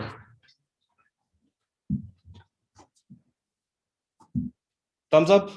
Do we have for the people who are here, do you have your browser open? This is iOS. This is on our web yet. Do we have, I need to see more thumbs up. Do we have the table over there? Great. Table back there? Great. This table over here? Perfect. So I want you to look for menti.com. That's MENTI.com. Yeah. So that's for the on-site audience. Menti.com. MENTI.com. Then enter. Have you found it? Have you found it? Thumbs up. Thumbs up. Thumbs up. The table over there, thumbs up. Perfect. So I want you to enter this code 45581373. This is for the audience here. The code is on the screen. You can see it. On-site audience, please enter that code. Now let's go to the online audience. The online audience, I've posted a link to the chats on Zoom. So what I want you to do is click on that link, and it will open a web browser and it will take you straight to Menti. You don't have to enter anything. So this is for the online audience. Click on the link which I've posted on the chats. Yeah. Then it will take you straight to Menti. If you've done that, please indicate that you've done it successfully on the chats. The link again, I'm going to post it again. There it is. Perfect. I see already people responding. You can actually react to this slide by clicking on the like button or the heart button. I guess we're doing great. Online audience, are we together? Done, thanks. All right, yes. Perfect, great. Let's test drive this and see it's working, huh? Right? Thumbs up, thumbs up. Perfect, great. So I'll go to the next slide. And what will happen is that you're going to see this beautiful map of the world. So for everyone, both online and here, I want you to indicate where in the world you are. You just move the blue button on your screen, then click submit. Yeah. So for the online audience, you need to do this on Mentimeter. That's online. Yeah. Not on Zoom. We are not doing this on Zoom, but as soon as you've submitted, you can come back to see what we've done on Zoom. I see we have 8 people from, I want to presume this is Kenya, 3 people from joining in from South Africa. I see somebody from West Africa. I can't quite tell where. Is that Ghana? I think there's Sierra Leone, there's Southern Sudan. My geography may be off. Is that Antarctic? The Arctic. Yeah. All right. Have we all had a chance to vote?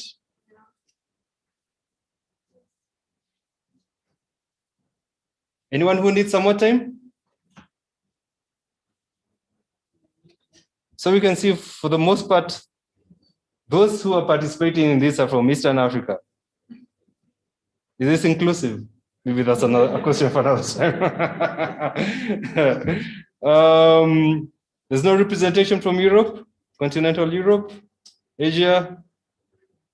Well, after all, it's a Pan-African event, so it's not a loss, is it? So let's move to the next slide. This is why I need everyone to participate. Thank you for participating in this and for letting us know where you're participating from. So for the next slide, this is what I'd like you to do. Tell us what your expectations of for this conference are, and please include your name and where you're joining us from. So Mentimeter will give you a chat box. Please fill it in and indicate your name and also where you're from. What are your expectations for this conference? Please make it 1 sentence, not more than that. And as soon as you're done with that, press on the blue button, submit, and you should be able to see your feedback on the screen. So I'll give you half a minute, thumbs up. That's good.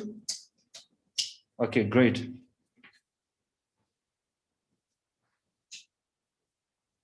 Great. To be exposed to social protection from Uganda. Anonymous. Get more insights on social protection. Moses.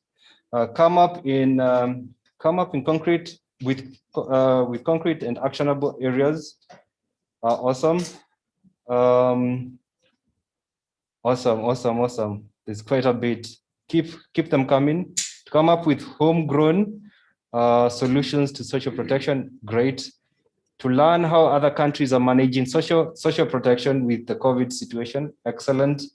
To be updated on the new development in research on social protection in Africa and interact with researchers and policy makers. Excellent. Rachel from Kenya says, can I get that? To understand beneficiaries' perspective of social protection. Eric says, I expect that the conference will come up with innovative ways of designing Afrocentric social protection and design. This is great. This is excellent. I see we have close to, right now we have 32 responses, 33 and counting. Madeline, I think you forgot to post your actual response, but good to see that you're here. Open discussion on innovative and inclusive social protection. Maybe I can read one more. Dr. Zamakule from South Africa, expect a lengthy deliberation that will be informed by practical ideas. We need implementation, not talk show. Great, indeed we do. I see from Kwache Anthony from Kenya, inclusion of informal economy workers at all levels in social protection in Africa. Maybe I could do 3 more. Hedwig from Kenya, social protection in schools, both for the school administration and students, more so with, I guess there's a typo there, maybe I'm reading it wrong. You're concerned about the massive teenage pregnancies. Let me see if I can get, from Ghana, Jalil, have the opportunity to reflect on best approaches to design an Afrocentric and sustainable social protection in Africa. The last one, I'll read from Gabriel. Consensus that social protection is right and actions to move social protection as a national agenda financed by national government. All right, so let's move to the next slide. Thank you for participating in this. So in this next slide, this is what I'm asking. In one sentence, please tell us what was your key takeaway from the keynote address? And again, include your name and the country.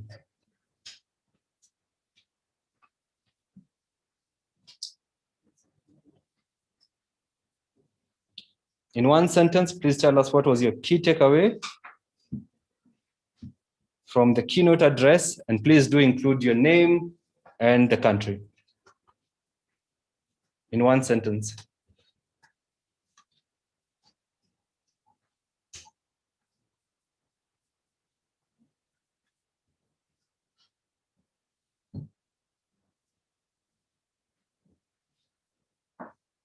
Reta says, learning what other countries are doing. Reta from Nigeria. As another response is, Africa is reflecting, Africa is self-introspecting. We must change the narrative together. Excellent. I see commitment, oh, that has good. Commitment of government to protect citizens through social protection. Excellent. Agumba from Kenya says, social protection is key to inclusive development. These are excellent reflections. I see from Uganda how informal sector is being helped. Maybe I could read from Lois. We need to look inwards and develop local hybrid solutions that meet the unique needs and challenges we face in Africa. Keep them coming. Move away from NATO social protection. No action talk, only social protection. Excellent, Jalil.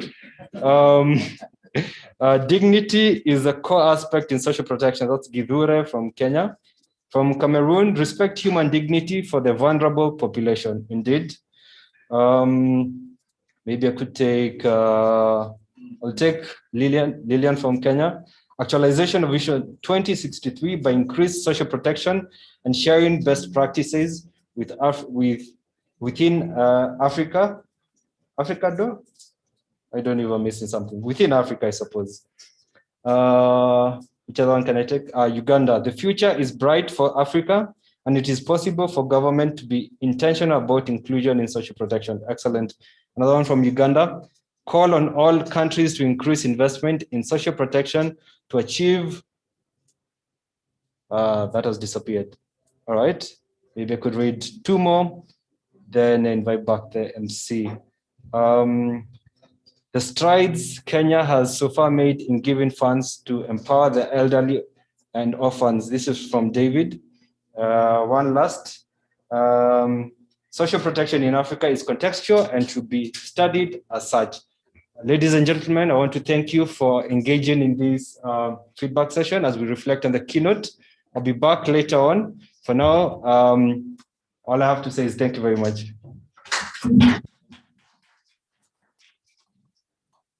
Thank you very much for that.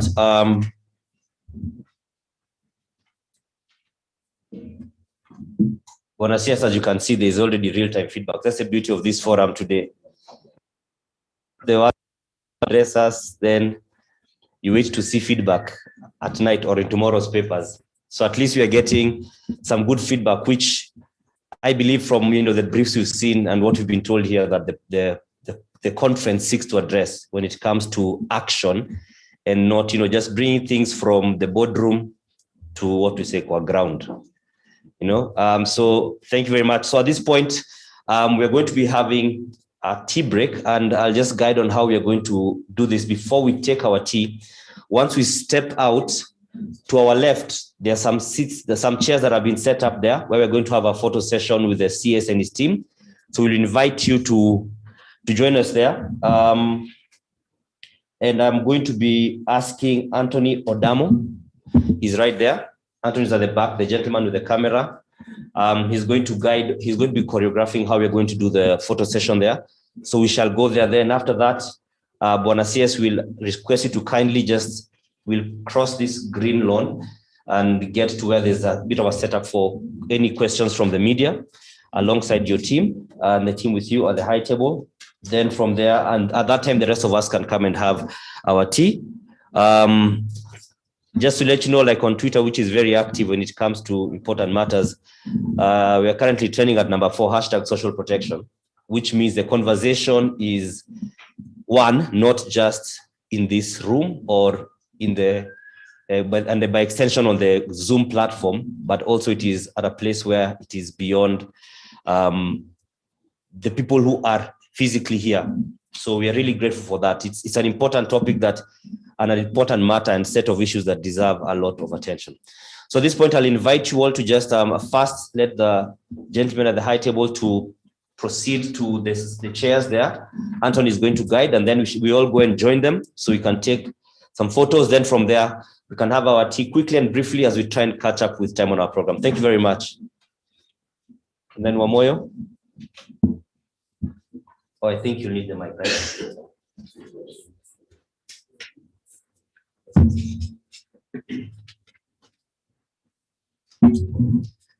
All right, we can slowly also now go and join them, and Anthony will guide. Thank you.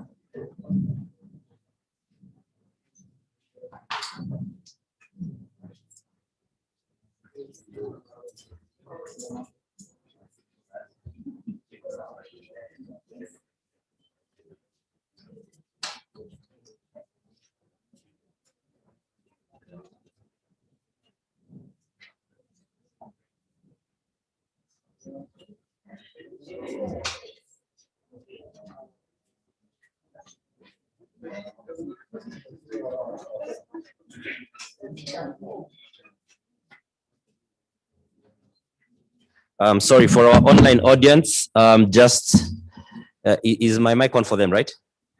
For our online audience, just to let you know, our break is about 15 minutes, so we should be back within that time. So kindly bear with us. You could also get your tea, and then we shall meet here for some very insightful presentations. Thank you.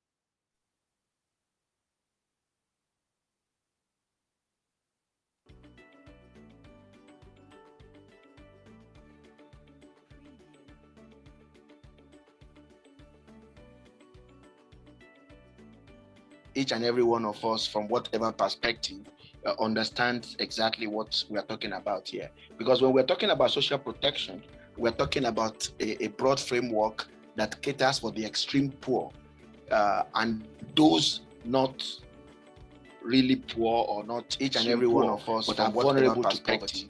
In terms of helping with equity, helping with opportunities. Because when we're talking about social protection, we're talking about a broad framework that caters for the extreme poor. And we all know that those there are increasing economic downturn, really quite a lot of risk, each and every one of us, but are vulnerable to poverty. The group that feels this most equity are the poor. And those when we're talking about social poverty line, we're talking about a broad framework that caters for the extreme poor. And we all know that those there are increasing economic downturn, really quite a lot of risk, each and every one of us, but are vulnerable to poverty. The group that feels social protection.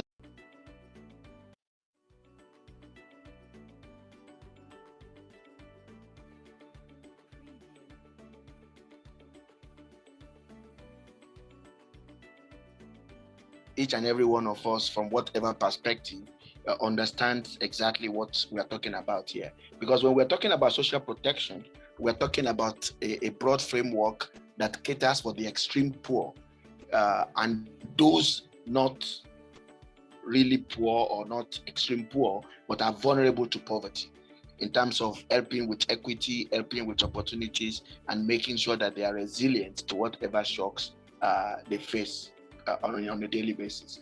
And we all know that there are increasing economic downturns, there are quite a lot of risk and uncertainties, and the group that feels this most are the poor and those who are very close to the poverty line, which we also always say that they are vulnerable. And so social protection is a framework that helps them to find jobs, that helps to improve their productivity, that helps them generally to cope with the shocks, and of course help them to invest in their welfare going forward in terms of health, in terms of education, and in terms of the totality of their well-being, including the well-being of members of their family, to prevent intergenerational poverty. And to some extent, it's beginning to be clear to everybody that social protection is also transformative.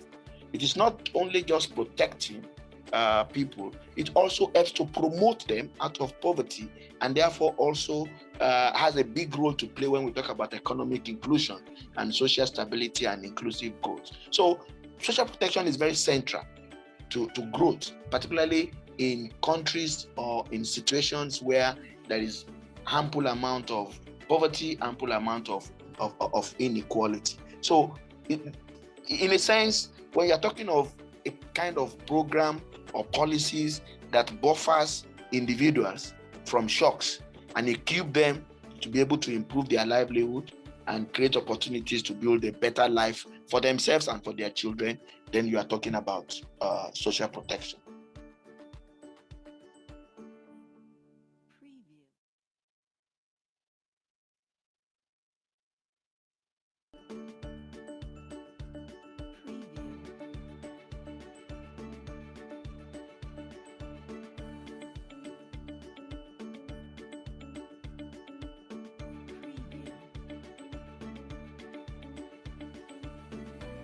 In the African region, 82% of the population, particularly of sub-Saharan Africa, do not have access to social protection.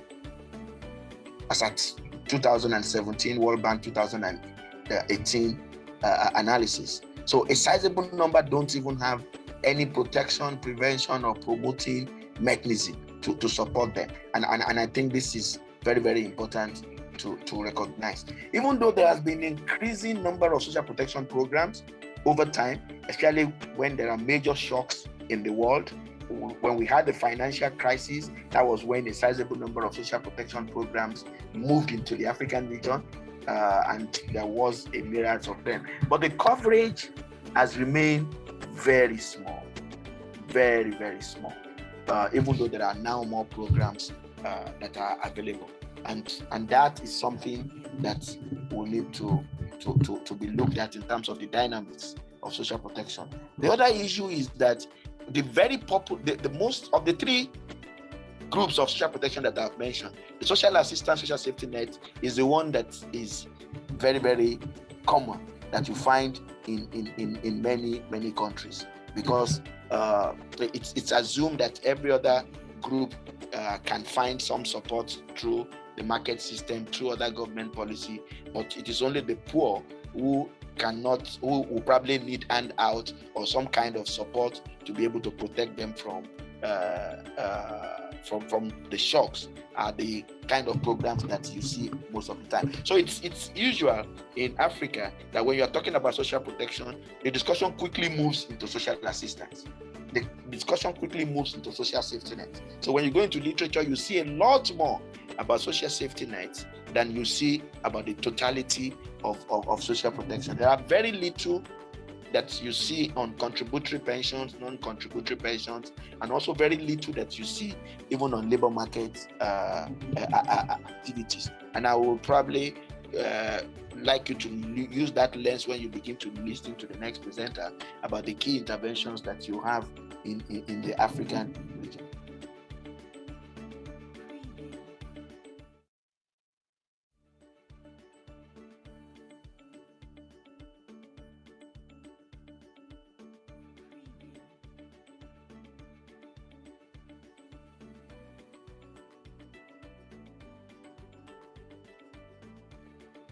Programs that we have all recognized as social protection programs. We're talking of three classes. So we're talking of social assistance, or what we call social safety nets, which includes the very popular cash transfer plus, the school feeding, targeted food assistance, fee waivers, public works, cash for works. Those are social assistance programs.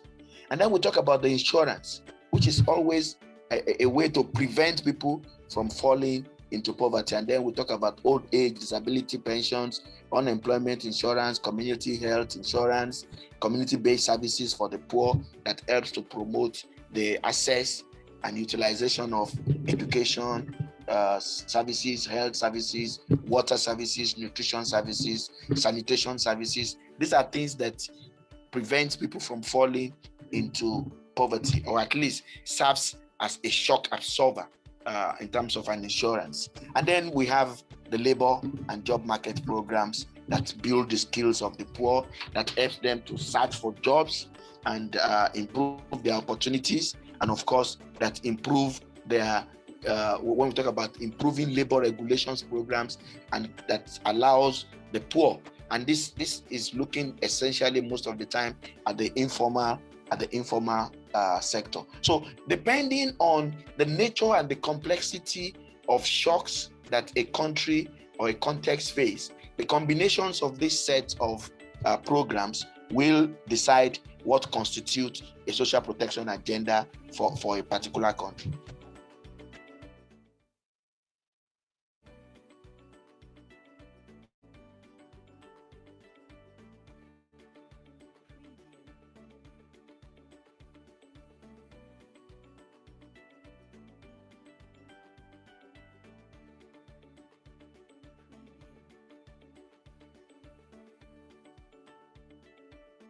The crisis that we are dealing with now, which is the crisis of the COVID, is the one that has again brought a sizable amount of attention on the issue of social protection in the African region, and that has led to expansion of existing programs. It has led to introduction of new programs, but essentially it is all still talking about social safety net, social assistance. So there is now a lot more emphasis on cash transfers.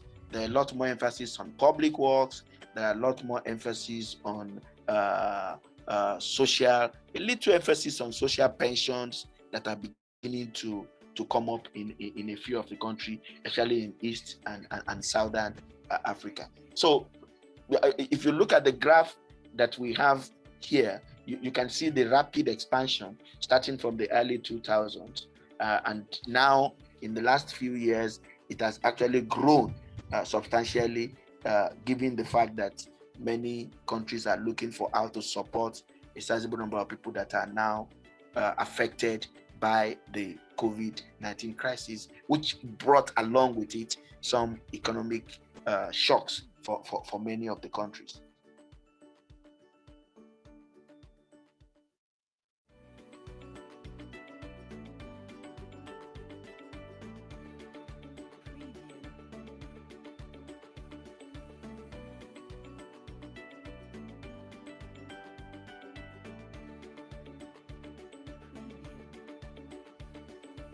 financing is increasing, but it is still less than what is required. Most of the countries in Africa are spending about 1.5% of their gross domestic product on social safety nets, while countries like South Africa, Mauritius, Lesotho are spending between 3 to 6%. Ethiopia, Malawi, Rwanda is spending slightly more than 1%, and the majority are spending less than 1%. And those who are spending less than 1% includes Nigeria, Ghana, and Tanzania. This may slightly have increased in the last 2 years as a result of COVID, but historically, the spending on social protection is far low as to when you compare spending on energy, spending on healthcare, spending on education, and in some cases, spending on the military, particularly for security. So it's important to begin to think of how to increase the spending, and of course, how to increase the coverage.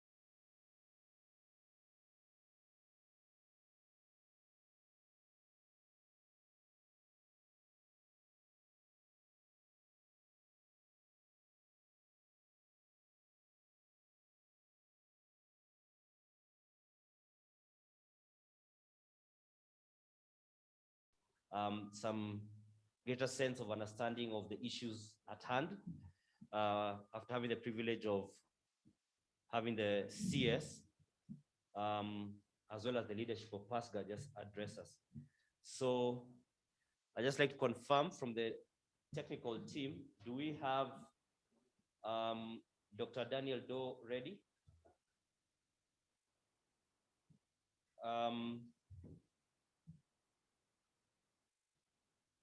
Edwin, do we have Dr. Doe ready?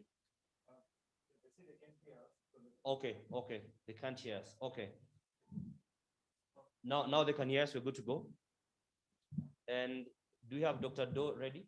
So I can introduce him to begin his presentation, who will be followed by Professor Winnie Mitula, then Professor Eric Nyambetha, who is physically here. The other two will be doing it virtually. All right, so if they can hear me, in the meantime, I think I'll just be reading, introducing Dr. Daniel Doe to you by way of reading his bio. Daniel Doe, PhD, is an academic at Western Sydney University, and he specializes in social policy analysis and social work practice. Daniel formerly worked at the Center for Social Policy Studies, University, and Edith Cowan University in Perth. He delivers professional development training in program evaluation, the design of social protection systems, and social science research designs on a variety of international capacity building platforms. Now, the doctor, or Daniel, has experience working in various countries, including Ghana, Kenya, Nigeria, Sierra Leone, Liberia, and Australia. Daniel's research interests include social protection for older adults and children, program evaluation, aging and long-term care, and the ways in which social policies mitigate various vulnerabilities. He is a frequent public speaker on a range of social policy, aging, and child protection topics. And just going by that bio, you definitely have a solid person who's going to be sharing a report and just a presentation to synthesize the report, the broader report, after whom we shall have Professor Winnie Mitula from the University of Nairobi, but I shall be back to introduce her. So is Dr. Doe ready? All right, I hand you over now to Dr. Doe, who's going to be presenting online. So those of us who are in Nairobi, in the room here, we shall be projecting the doctor's presentation and his speaking. Doctor, welcome. Thank you. Yeah, thank you, Daniel. And good morning and good afternoon to everyone, wherever you might be joining us from today. I'll be talking on the, a topic, subject I titled Towards an Inclusive and Just Social Protection in Africa, a Balancing Act. Just a second, we can't hear you yet. Just give us a bit. Sorry, doctor, just a bit. Okay.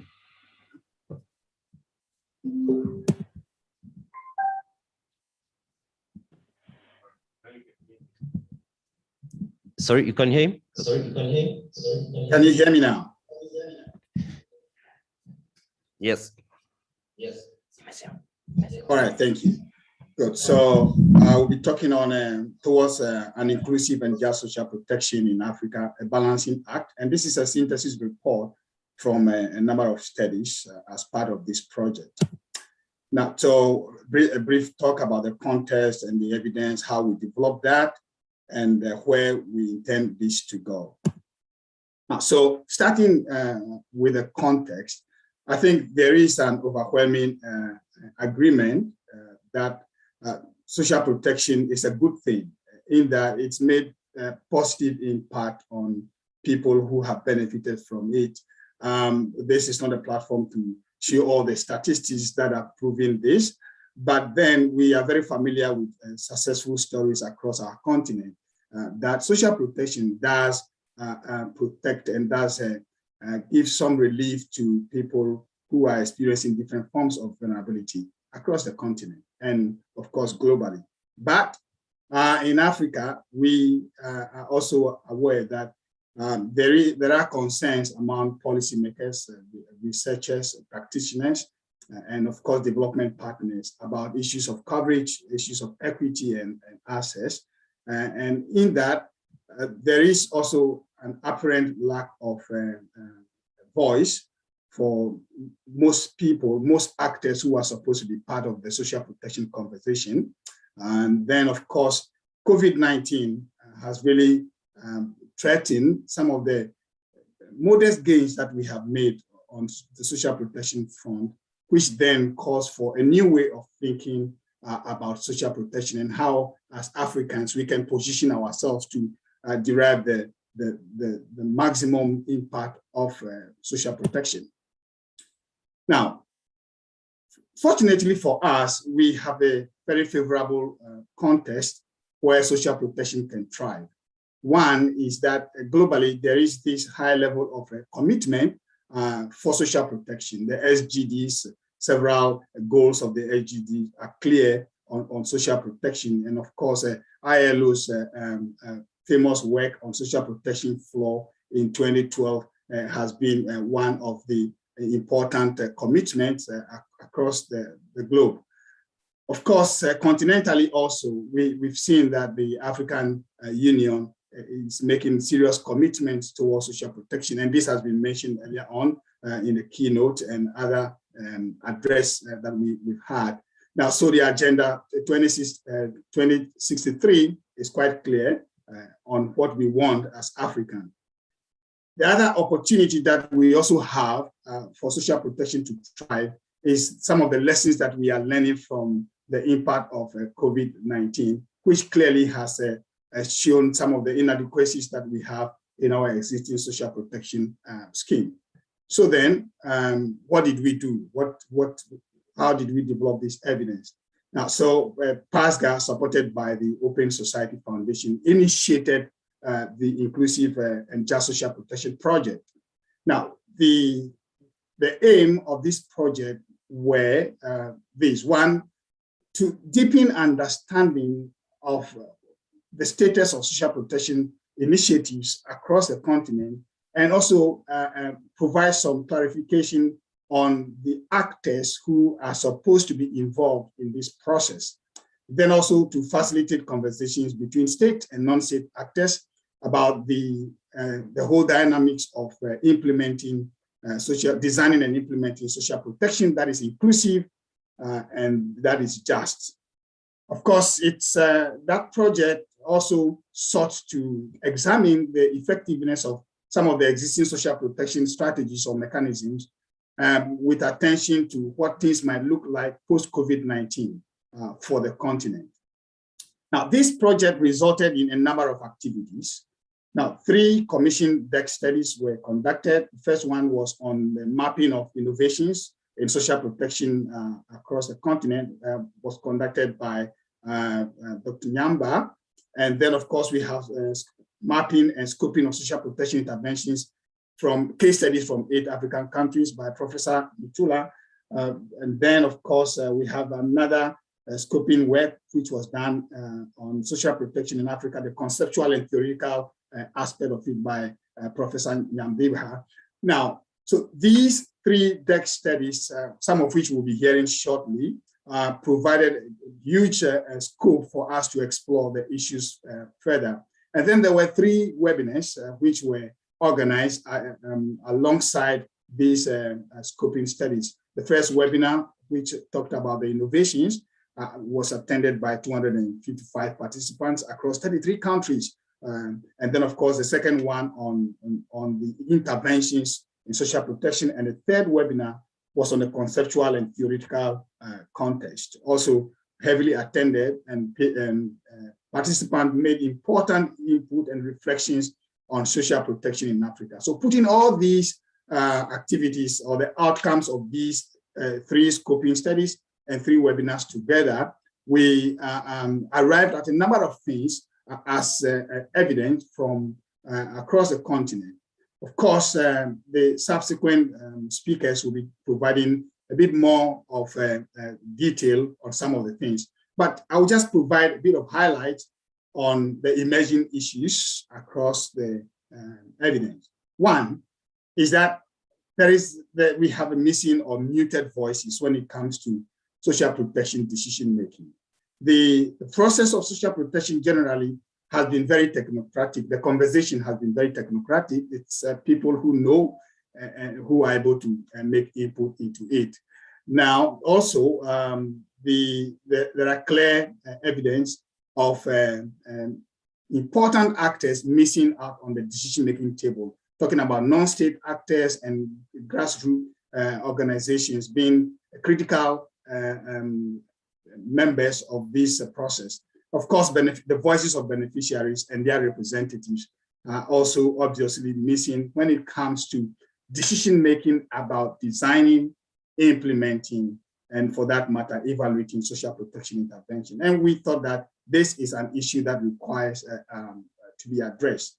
Then, of course, there are emerging innovations across the continent, and this is important to note that somehow Africa and most African continents have made significant strides towards addressing some issues of coverage, extending social protection to take into account gender issues, take into account disability, and of course, by extension, social protection in the informal sector is thriving. But clearly, there are problems with the scope of these interventions or these innovations in terms of geographical scope, cultural scope, and socioeconomic scope, covering different groups. As we would note from the evidence, about 82% of Africans do not have access to any form of social protection, and this is a big coverage issue that needs to be addressed. Then, of course, we have evidence of digital technology-assisted social protection across the continent. Now, we see mobile money transfers that are being used to deliver social protection. And of course, we've also seen single registry in different countries utilizing information management system to manage social protection structures. But there are issues. One is the problem, is the fact that whilst we are all moving into technology-assisted social protection, there are clearly capability issues and access issues for most vulnerable and excluded members, and then, of course, different marginalized groups across the continent. Now, of course, as part of our evidence from the highlights, public funding commitments are modest.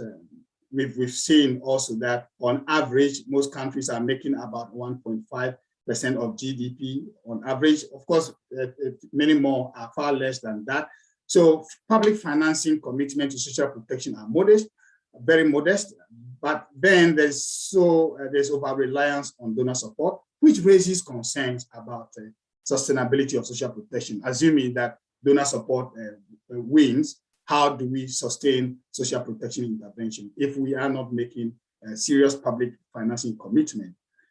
Then one evidence also shows that there is inadequate clarity regarding the basis for and ownership of social protection. Now, the whole rationale of social protection,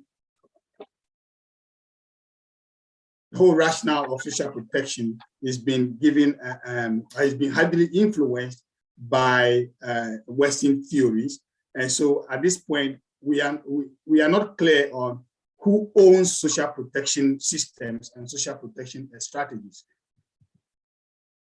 We observe that as part of the evidence, we have very important opportunities as a continent to look up to for reference. One is the issue of informal social protection, which one of the speakers will be talking about in more depth. Now, that informal social protection, we consider it as an opportunity for the continent because it has an enduring pattern, is value-based, and clearly has some lessons to teach us to be able to remodel future social protection. Now, we also have, as part of the evidence, we have a very novel research policy dialogue forum called the Utafiti Sera, which is being hosted by PASGA, a very important policy platform that is capable of bringing all actors, non-state and non-state actors, to develop and design strategies for social protection. We also have an opportunity in the interagency platform called Transform, which is a capacity development initiative for social protection in Africa, then above everything else, the evidence is clear of a favorable continental and global policy framework, which we can just fit into all these. And from the evidence, clearly, our lessons from COVID has taught us important issues that we can leverage on to develop a future for social protection. So where to from here? Now, where to from here, it's a balancing act in that the road towards an inclusive and just social protection is not a highway. There are a lot of issues that we have to navigate and overcome. And so it requires a bit of tact, and it requires a bit of deliberate decisions and actions. One, we cannot ignore the uniqueness of Africa when it comes to issues of social protection. Now, we are people of value. We are people of indigenous concept and theories. So when these are missing from our conversation, when these indigenous concepts and values are missing from our conversation, then we would not have the maximum benefit. So we need to pay attention to the uniqueness of Africa when it comes to social protection. Now, we therefore acknowledge the complexity and the multifaceted nature of social protection, but we realize that social protection in Africa is characterized by politics, informality, and then of course, fragmentation and tokenism.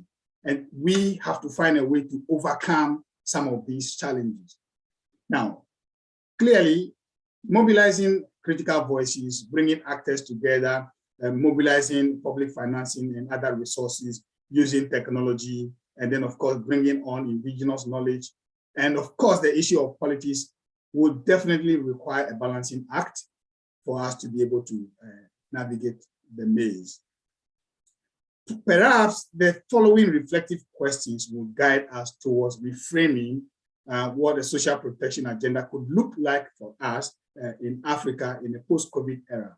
These questions are just a reiteration of what the executive director had mentioned in his initial address. One, as we go through this conference, there are clear questions for us to keep pondering over. How can Africa transcend the informal and formal dichotomy to overcome exclusion that we face, the huge exclusion that we face? How can Africa realize scalability and ownership of the often experimental innovations so we can be able to unlock their transformative potential?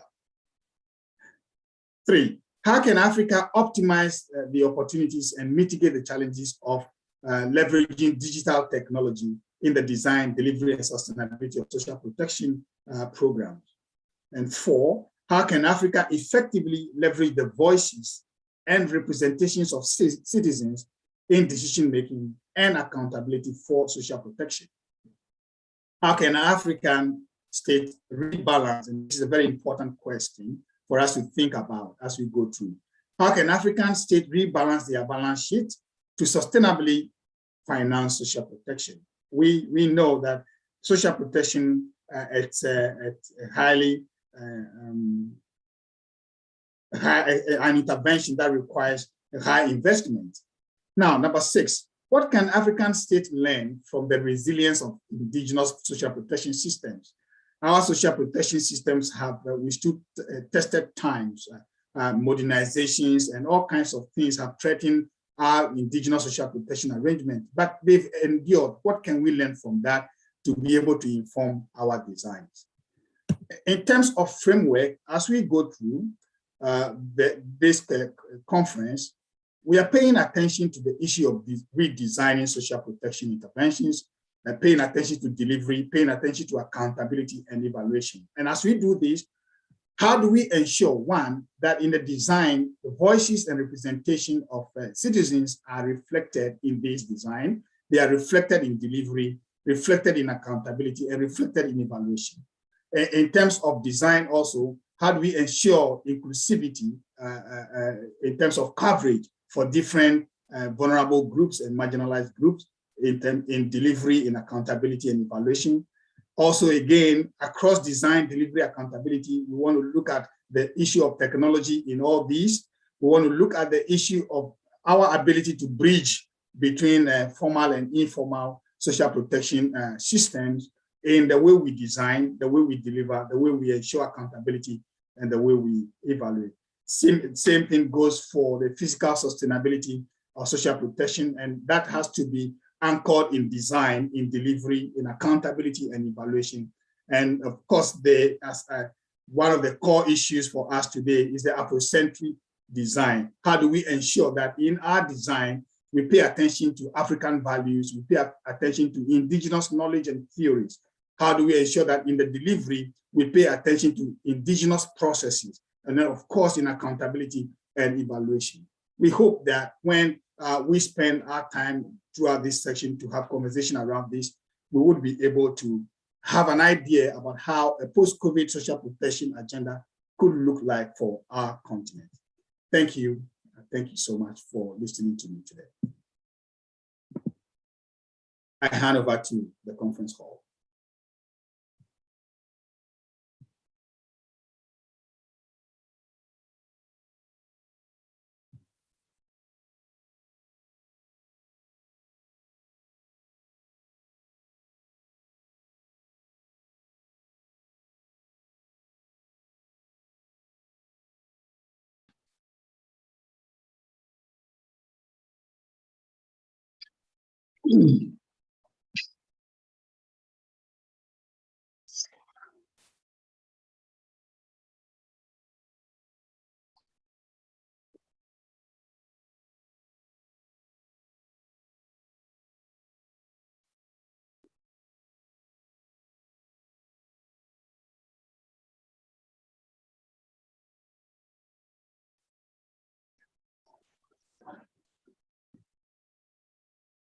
Of social protection in Africa, interventions on social protection in Africa, and this is going to be done by Professor Winnie Mitula.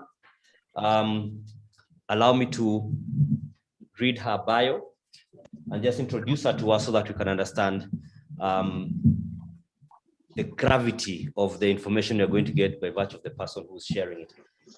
Professor Winnie V. Mitula is a well-known and enchanting research professor at the Institute of Development Studies in the University of Nairobi, with a background in political science and public administration.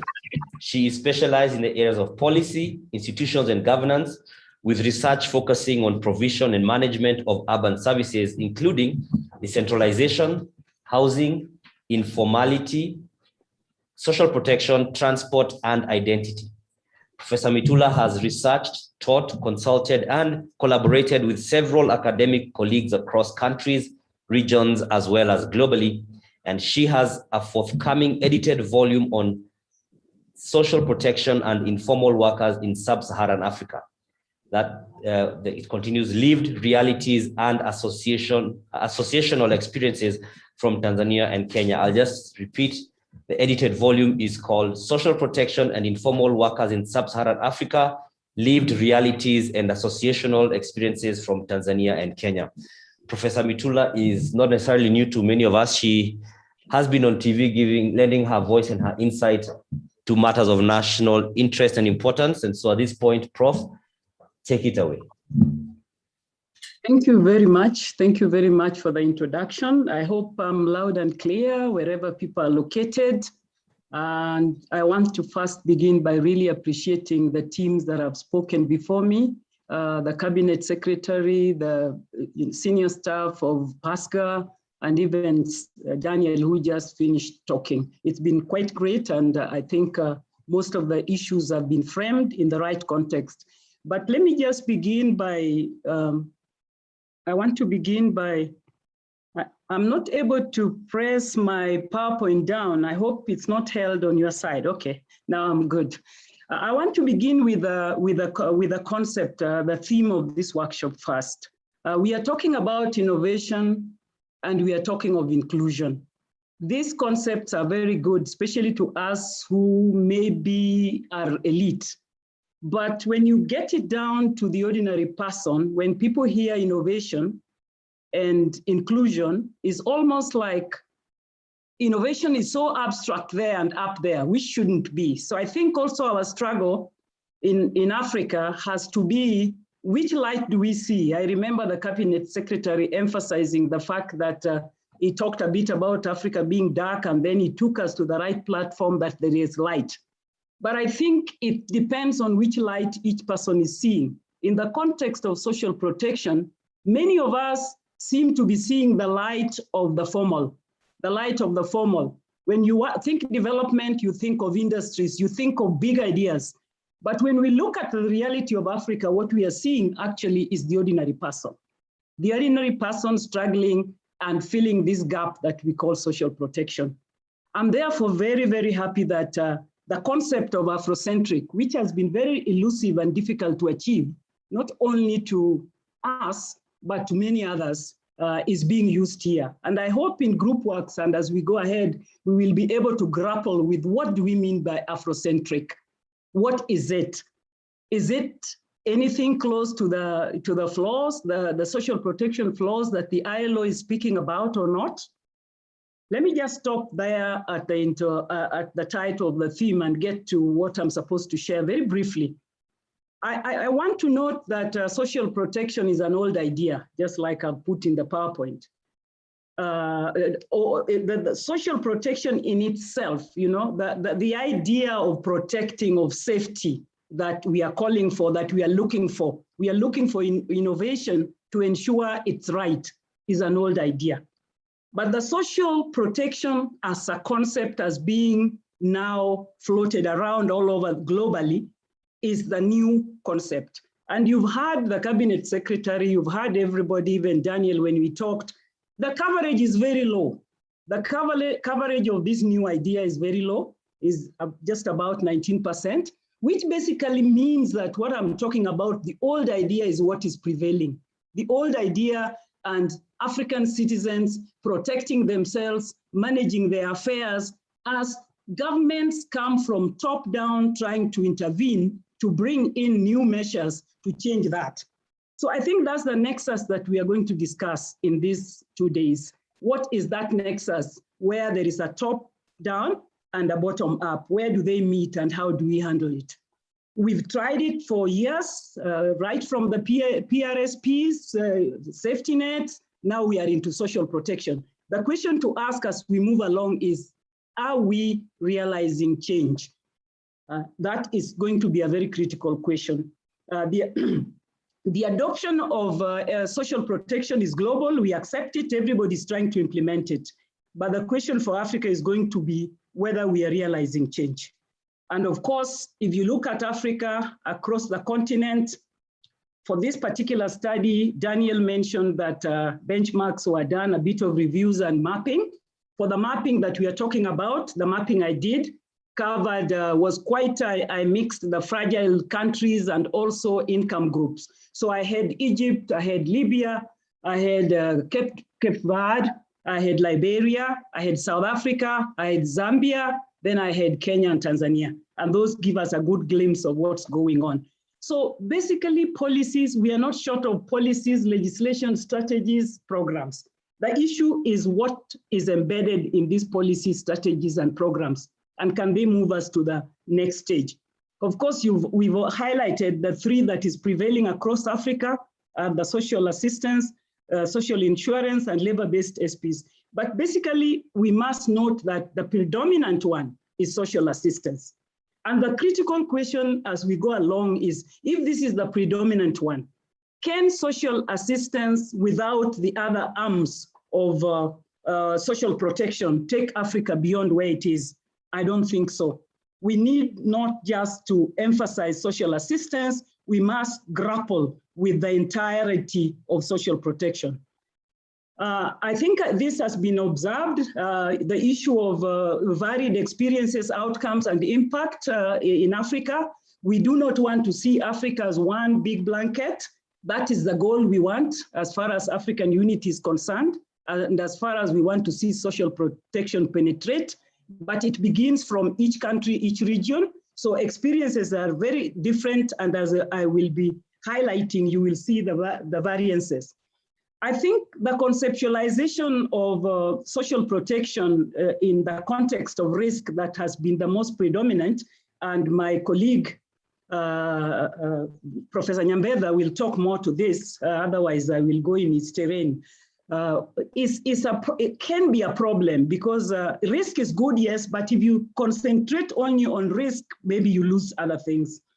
And it's very clear that we are weak as African states. We are very weak. We have a weak economic base. So that then questions what Daniel has already raised. How do we invest in social protection to achieve what we are looking for? And I see it as an Africa's dilemma, you know, the fact that there is poor economic growth, limited employment opportunities, low human development index, all these undermine our capacity to provide social protection. So basically, what we see around Africa is a lot social protection provision dominated by development partners who are supporting provision. Not a bad idea, but one has to think, if you want what we call Afrocentric, what does it mean? That's why I'm asking, what does Afrocentric mean?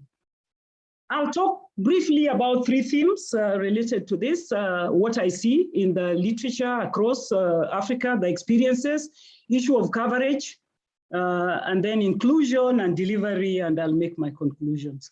When it comes to coverage, it's very limited, as already highlighted. Countries are investing very little into this. And I think among the countries I've highlighted as the countries I covered, I must quote Egypt has better support, or rather coverage, and even the percentage of GDP, plus South Africa, a bit of Cape Verde as well in the ones I covered. Tanzania follows. Kenya has very minimal, but doing a lot. So hopefully Kenya will get there. Social assistance, as you know, is the non-contributory. And this is the point that we will have to keep looking at, non-contributory. Then where do we get the money if it's non-contributory? These are critical questions. And yet Africa is dominated by cash transfers. And you heard our cabinet secretary say that we are moving away from, we are giving people cash because it gives them many powers. You know, they can make decisions, they can decide where to invest in, as opposed to giving them food aid and all that. So the social insurance, which is based on employment, very few are in that. And as you know, every other day, Africa is losing those who are formally employed. And this is even worse with COVID. So we are basically saying, if we want to build a viable social protection, we have to look into the other side, the informal economy, which is currently taking the majority of people who are fallen off. But the question is how to design that kind of program. The labor market programs, which should complement the two, are very minimal across the continent. They are not many, they are very minimal. Let me now talk about inclusion, still focusing on the concept of non-contributory. Because Africa and many social protection programs, not just only in Africa, even in the Western world, uses this as the intervention to fill the gap. But in the context where you want to support children, elderly, chronic poor, and all those disadvantaged groups, and you don't have enough resources, it becomes a huge problem. I give an example of South Africa, for example. South Africa is doing very well in general, and almost satisfying 84% of social protection on this group of social assistance. And the poverty index in South Africa is about 26% or so. So you can see that maybe with COVID, it has maybe even increased that 26%. So when we will be talking about looking for options in particular in the fiscal area, whether governments can generate money, these are the things we have to look for, because governments don't have anywhere else to generate money. Government generates money from resources from human beings and from our work, you know. So if there is no work, the economy is not doing well, you can't improve all these delivery mechanisms that you're looking at. And of course, in this delivery across Africa is both conditional and unconditional, what they're doing. And the elaborate contributions, like if you look at Egypt and South Africa, they have very elaborate contributory, non-contributory social assistance. For example, South Africa has this, which is very good for Africa, supporting those who are out of school and apprentices that have just qualified. You find that some countries are having all this, labor-based training, But after they train the young people, nobody knows where these young people go. There is nowhere to absorb them. So you can't handle one arm of intervention without handling the other one. So if we are growing the economies, we must also grow the economy so that those that we train on the labor basis can be able to enter the labor market, and that might help. In Egypt, you have very elaborate,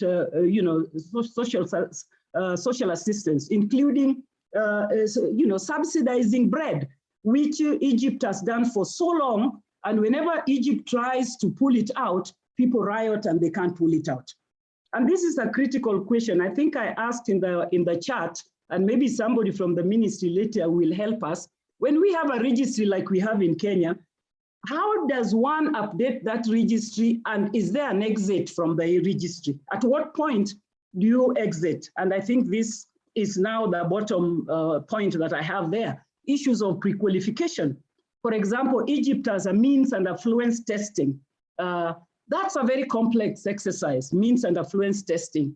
How long can you do it? And do we have the capacity across Africa to be doing means and affluence testing? Of course, it's very much related to how do you identify those that need support, and not only those that need support, those that should be out of support. I may be looped into social assistance, but in another 2, 3 months, 6, I'm off. I don't need it anymore. Are we able as Africa to have capacity to do that? That in itself would help us a lot in bridging the gap, but is not often doable. Informality, which is a big issue of discussion, is quite a problem. I know that ILO has a goal of moving people from informal to formal. But I must say that that is not an end in itself. It's a process, because there will always be people working informally. I started hearing this debate when I was a young person doing my master's or undergraduate, and I still hear of people planning to move people from formal to informal. But I think what it means is that there will be graduation. I think that the concept is graduation, but the other discourse is that the non-graduating are very many, and if you cannot deal with the out of school, for example, and get them on, then they will just be blotting what you have exited from the informal.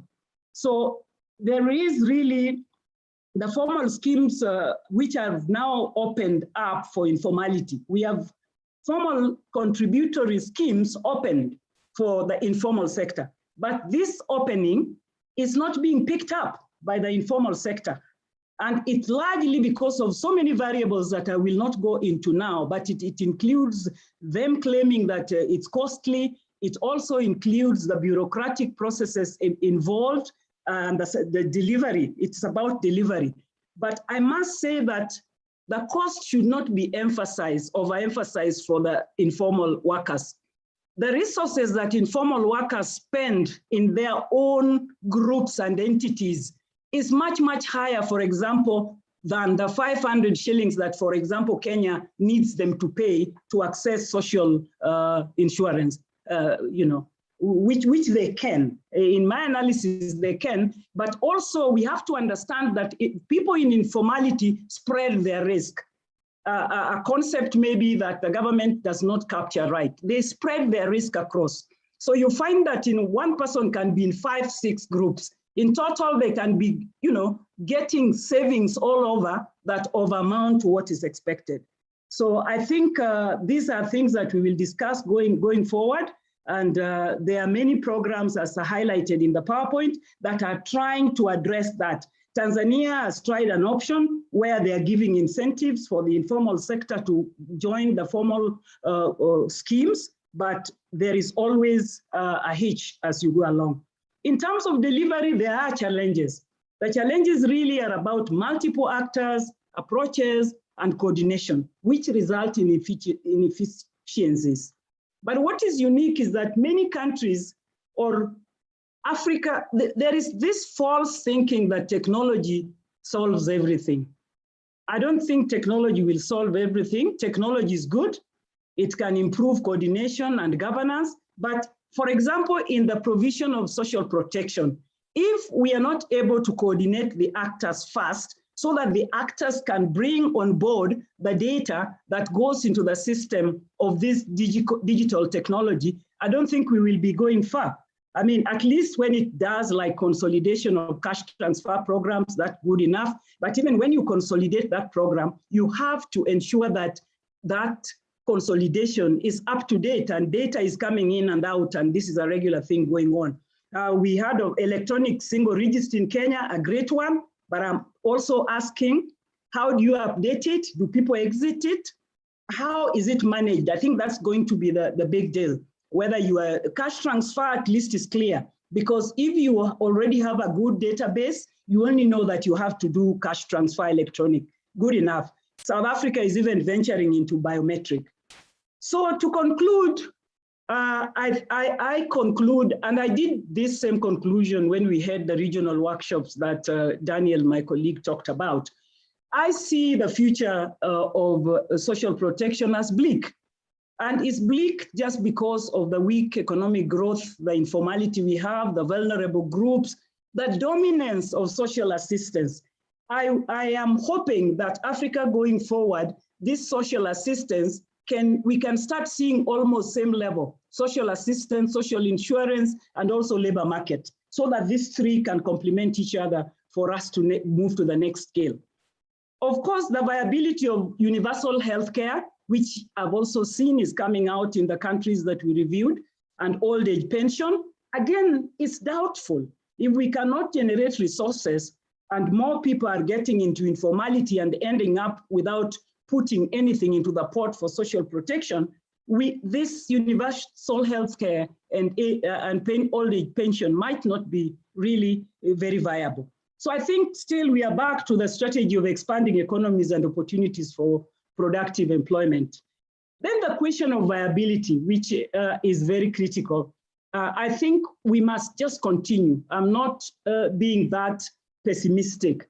I'm optimistic that we must continue improving social protection provision and building reserves for social protection, including reserves for crisis and pandemic, like what we are going through.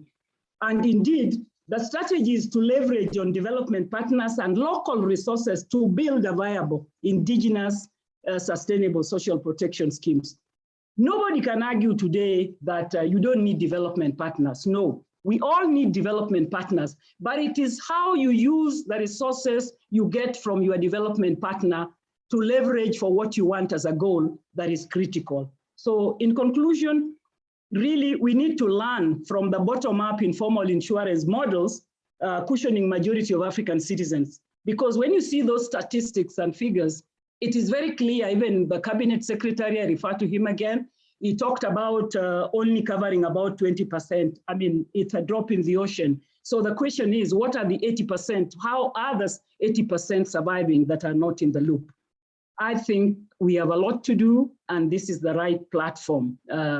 PASCA and its Utafiti Sera are good platforms for engaging in these debates, which are not about to end. Thank you.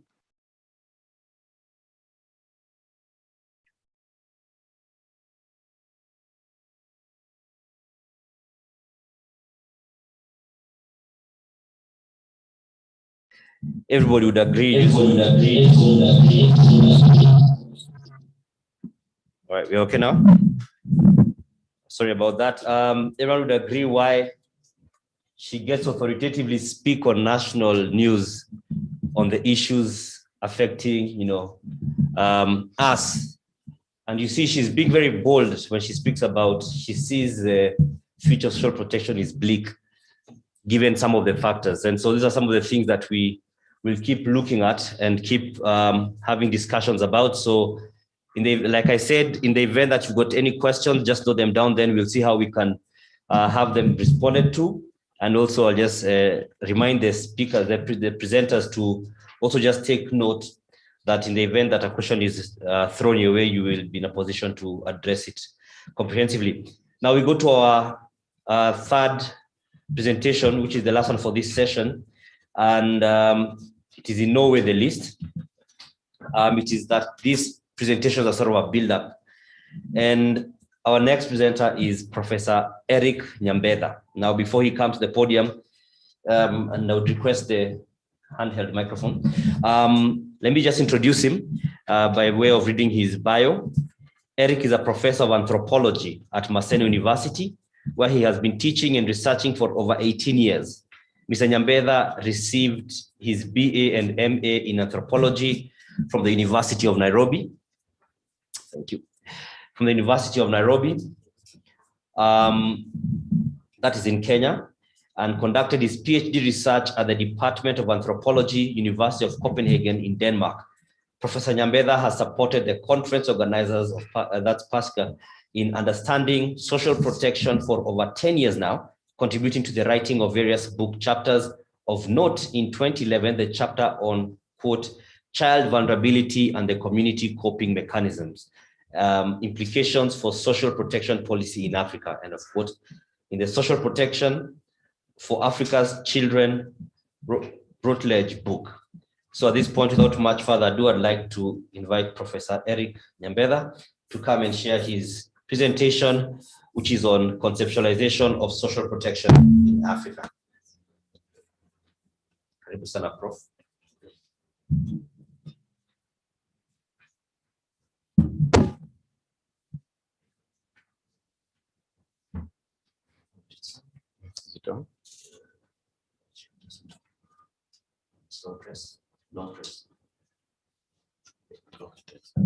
Oh, thank you very much. Let me take this opportunity to thank all of you for availing yourselves here, sacrificing your time. I also want to take this opportunity to thank the previous speakers, starting from our Honorable CS and the ministry, government representatives, and also other colleagues who have already presented.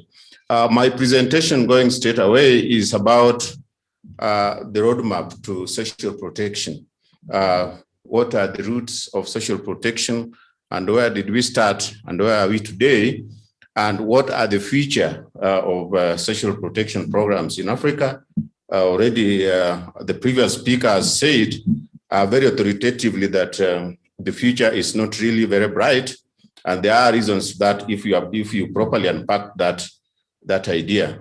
Now, in terms of conceptualization, social protection in Africa is, thank you very much.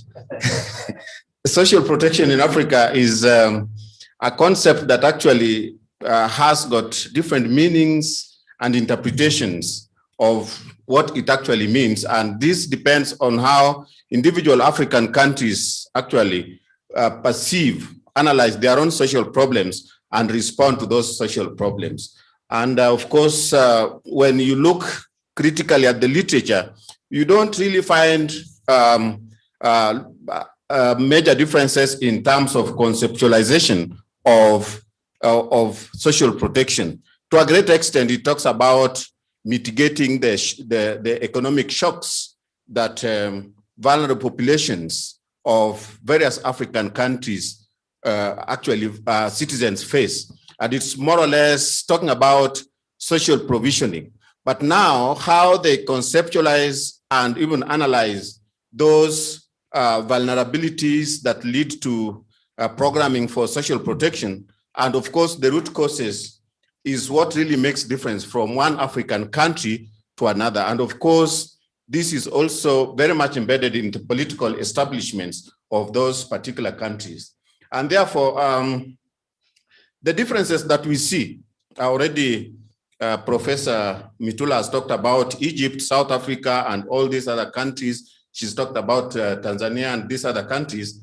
Those differences that we see in the way the social protection programs are designed in those different countries are actually, to a great extent, of course, influenced by the conceptualizations, but there is also that aspect of power differences and interests. That's what we call ideological differences. That there are different players, both locally and internationally, including the donors, who have got different ideological ways of understanding and conceptualizing what social protection is. And of course, they push those interests through African countries. For instance, if you look at what the DFID is doing, they are much more about safety nets and of course cash transfer programs. The World Bank is talking about social risk management, and these approaches actually influence what you see happening in Africa today. And the CS for education, for labor and social protection alluded to this when from his presentation, you could already see that much of our social protection programs are on cash transfers and are donor-led. That is something that we take a lot of interest in. And of course, the next slide, please. In terms of how we got there, and this has already also been mentioned, social protection is not new in Africa. Social protection is something that existed pre-colonial times. And this is based on our own African egalitarian modes of livelihoods, the African value systems, and the neighborhood that pre-existed even the colonial times. And as this presentation progresses further, you will see that those elements that existed in what a good number of us are now calling informal social protection mechanisms are the ideas that pre-existed, and they have lived up to the present times. And so what do we do with them? We shall get back to that. And of course, so that is the first phase if we are talking about social protection. The second phase, we are talking about the nationalist phase. That is during the times when African countries became independent. A number of African countries became independent, and to a great extent, the struggle for independence was for African values and all these kind of things. And so they came up with a more or less welfarist approach to development, which was more in terms of harnessing social cohesion, inclusivity, and of course, based on African values. And of course, these are you already know about the ideas of Kwame Nkrumah and the ideas of Mwalimu Julius Nyerere. And most of African countries now came up with these so-called African socialism and sessional papers that now were aimed at changing what the colonial regimes had done and Africanizing the economies. And through this, the idea of welfarist approach to development was embraced. And of course, that happened for some time. And in the next phase of what we want to call or issues, ideological issues that have led us to where we are today, we are talking about the Washington Consensus and structural adjustment programs, which a good number of us have witnessed the liberalization of the economies, removing away social welfare spending from the government and putting it under the market-driven framework. That is what actually contributed to, and in the analysis, you will find that this actually did not help Africa much. And a good number of millions and millions of Africans got deeper into poverty and of course, desperation because of the structural adjustment programs. And on realization of this World Bank prescribed economic models for Africa, we call them the neoliberalist economic models. Again, the international community came up with new measures. One of them, of course, you have already been told about poverty reduction strategy papers that, of course, even here in Kenya, we had that. Then we had, of course, the social adjustment programs as a way of mitigating the negative effects of Washington Consensus and the so-called market-driven framework as a way of development. And of course, after this, in the process of doing that, we have also heard about MDGs, Millennium Development Goals. These Millennium Development Goals, which of course came up with a number of goals and what needed to be done to improve the welfare of people, did not actually contribute much because to a great extent, they also remained more or less top-down approach and were more or less also modeled along the frameworks of the neoliberalists and the market-driven frameworks. they didn't help much. And of course, now the third phase or the fourth phase of this journey to social protection is domiciled in the post-Washington consensus, which is more or less a mixture of the nationalist approach.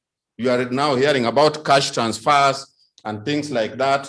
And of course, as you can see, you'll see from this presentation, there is the aspect of transformative social protection. Now that debate is coming in. And of course, the neoliberalist ideologies are still reigning. So currently, we are in that mix in terms of social protection. And you would already see what even the CS was talking about here and what other countries around Africa are doing. Now, the next slide, please. So I would like to go back to the issue of social protection, because I think it is very important for me and for this conference because of our theme on Afrocentric social protection design. And we are talking about, just to understand what this informal social protection is all about, it's about social networks that are based on collective norms.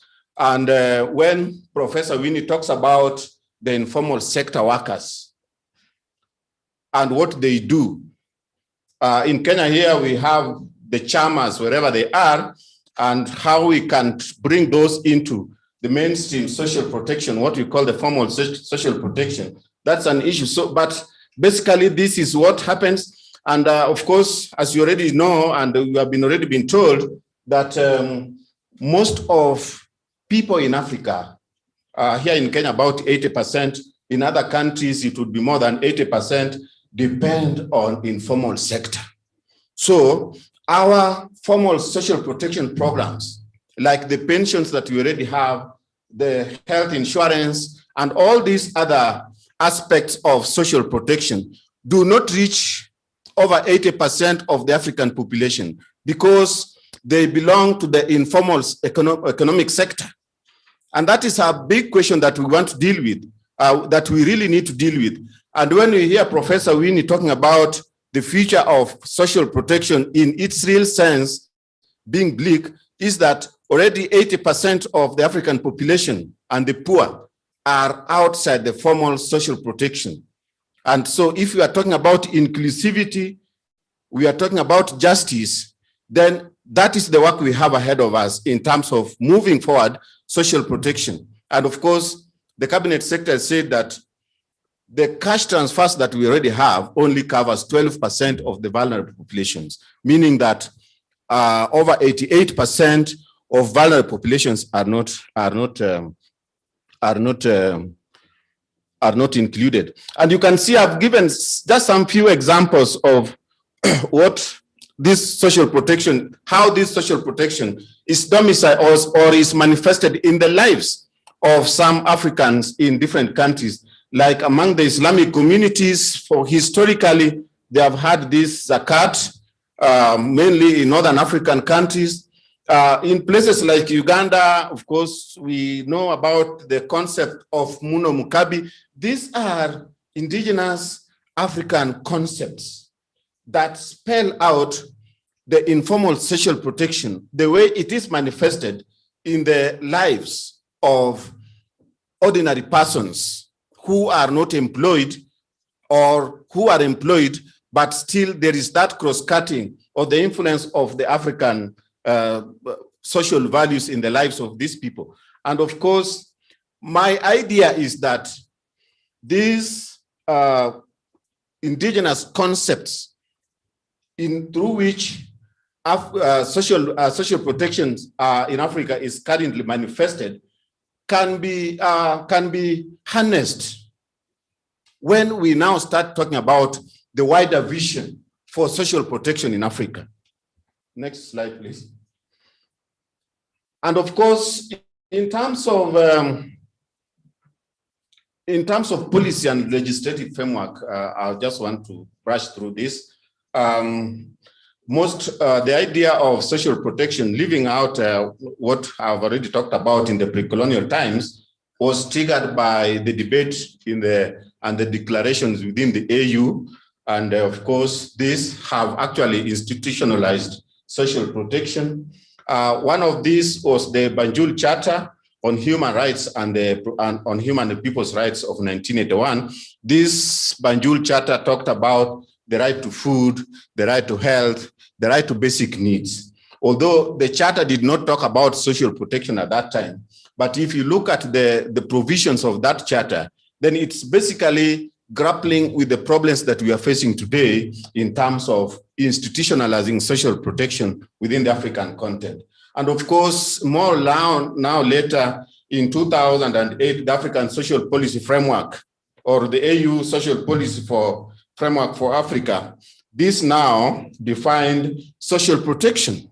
And therefore, for the first time, we have an African definition of social protection within this AU social policy framework. That is just more recently in 2008. And of course, we now have the AU Agenda 2063, which talks about the Africa we want.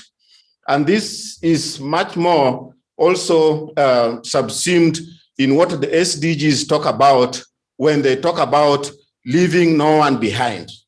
And this AU Agenda 2063 actually sets the minimum threshold for social provisioning in Africa and actually defines social protection as a right to the citizens' right. So when you hear scholars talking about the future not being very bleak, it means that when now we talk about social protection as a right, we have a very huge task ahead of us as African nations to institutionalize it, and it means a lot of other things.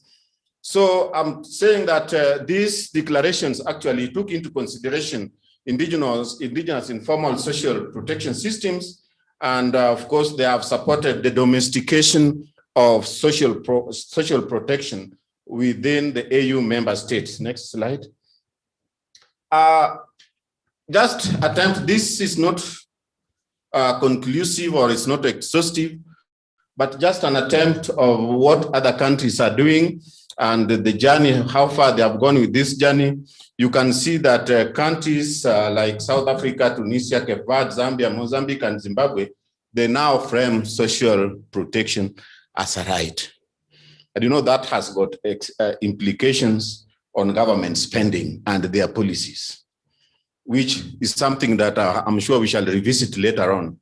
Government spending, when you talk about social protection as a right of every citizen. And of course, they are trying to adopt the more welfareist approach to development that is currently being reigning in the Scandinavian countries, Norway, Denmark, Sweden, Finland, where social provisioning is a right. And actually it is fulfilled.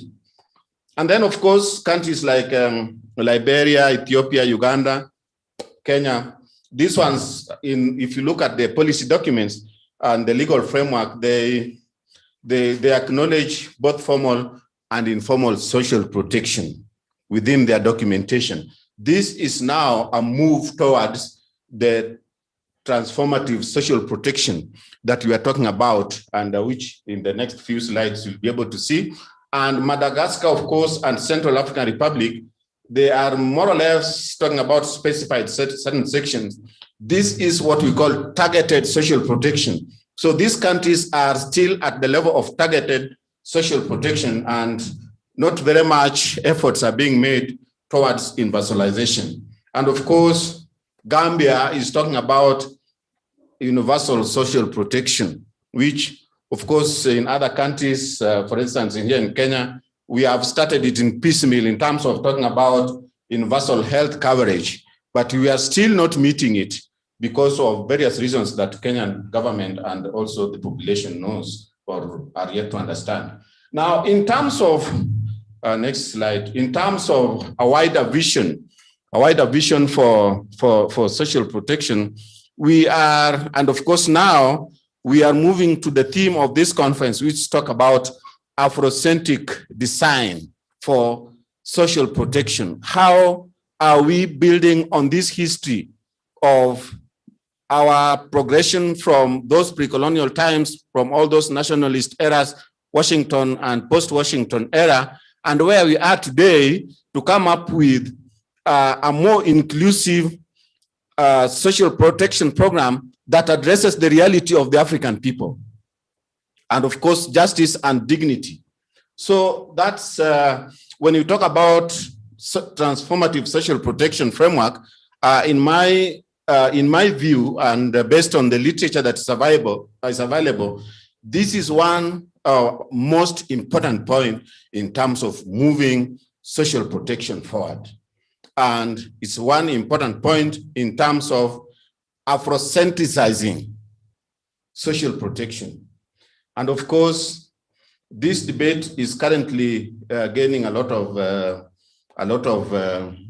momentum, and it's because of the skepticism associated with targeted social provisioning and the need for social protection programs that address the reality of the African people. Let's move to the next. So, transformative social protection, according to what I see in the existing literature and the trends, even from the research and other meetings that we've had about social protection, will support actually meeting the challenge of inclusive development by departing from the current social protection programs and return to the wider vision for African people. The current social protection programs, to a great extent, is something which is close to what Professor Winnie was talking about in terms of social assistance, which to a great extent is limited to addressing only economic shocks. And this does not take into consideration the fact that vulnerability for African people cannot only be addressed by cushioning them from economic shocks. There are social and also political issues around it that make people vulnerable. So what that means is that when we are moving towards a transformative social protection mechanism, then we need a holistic definition of what makes an African person vulnerable. And if you got deeper into the researches that some of us have done on even the cash transfer programs, they are, to a great extent, a source of insecurity in some places, a source of destabilization in some families, and all this, and also, of course, a source of discontent within the communities. So then, how do we move on and come up with our social protection program that is more inclusive, that will enhance social cohesion and harmonious living relationships within communities, within households? That's the question that we still have to deal with at the moment, even as we talk about moving social protection program forward. And of course, we are saying that the transformative social protection programs should be embedded within the legal recognitions of rights, within the constitutions, within the policies, within the national strategies. And we then talking about a rights-based approach to social protection, not merely social assistance. Now, as we continue to vision a transformative social protection, as we continue to talk about social protection being a right and therefore being a contract between the citizens and the government, we should also think about recent issues, recent economic challenges that we have faced as a continent. One of them, of course, being the issue of COVID-19, which has led to, not only in Africa, but around the globe, what we call economic recession. And of course, this has contributed to economic distress in the developing countries. And of course, we are saying that if this is the case, then more people are likely to become vulnerable. And therefore, our spending on social protection is supposed to go up. And it's going up against a backdrop where more and more citizens are being sensitized. And we are talking about social protection being a right. Therefore, citizens are going to demand for it. So what that really means is that the African states will need to redesign social policy to enhance the issues of production. How are we going to increase production? How are we going to reform our tax regimes so that we have more money to sustain social protection programs, and more so when we are talking about transformative social protection? How are we going to use the resources that we have to make a larger population, segment of populations in Africa to be economically productive, to give back to the taxed base that can then support the overall social protection and justice?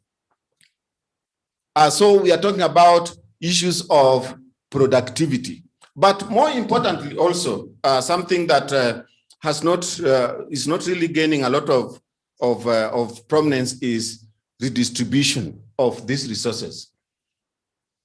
We need to think carefully. For instance, countries like Kenya, where you have the national government and county governments funded by the same taxpayer, and the different layers of the same government are coming up with social protection programs. Why can't we perhaps think in a better way of dealing with that so that we can realize the fruits of our efforts in social protection? I think that is the end of my contribution. Thank you very much for listening to me.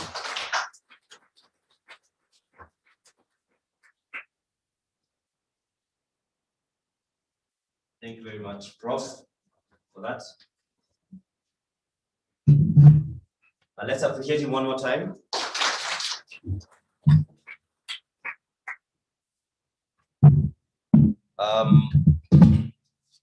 So much to learn. And from all these professors, you feel like you leave this place with a diploma. In just one day, you get a diploma. So many profs, doctors, and we're not even in a hospital. So thank you very much for that. So at this point, just some pointers on slight changes to the program, just by virtue of the delays that we've experienced. This.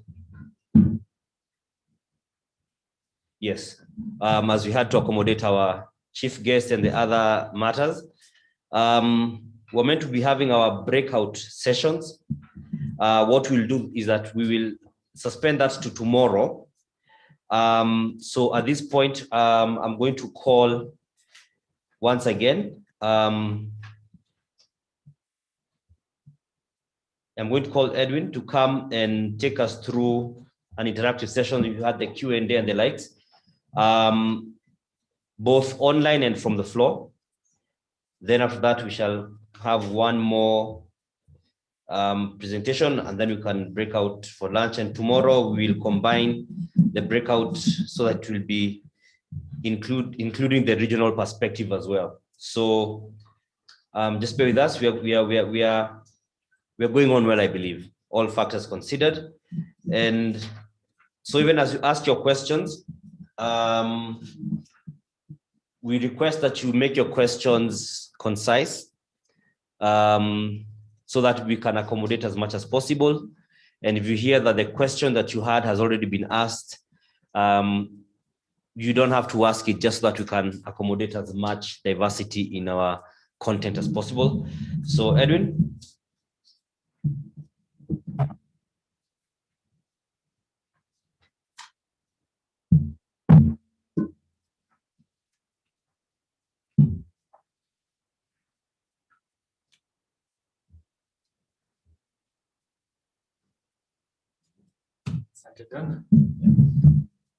Ladies and gentlemen, once again, I have the great honor of moderating our interactive session number 2.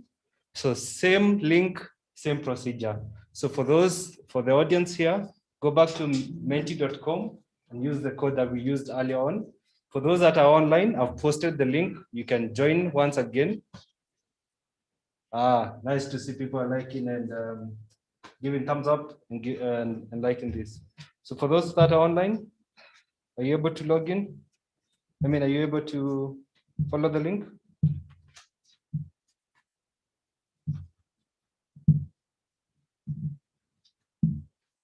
All right, so we have one reflection question that I would like us to interact with, or rather respond to. So as we did with the other questions, please respond to this, state your name and where you're coming from. So yeah.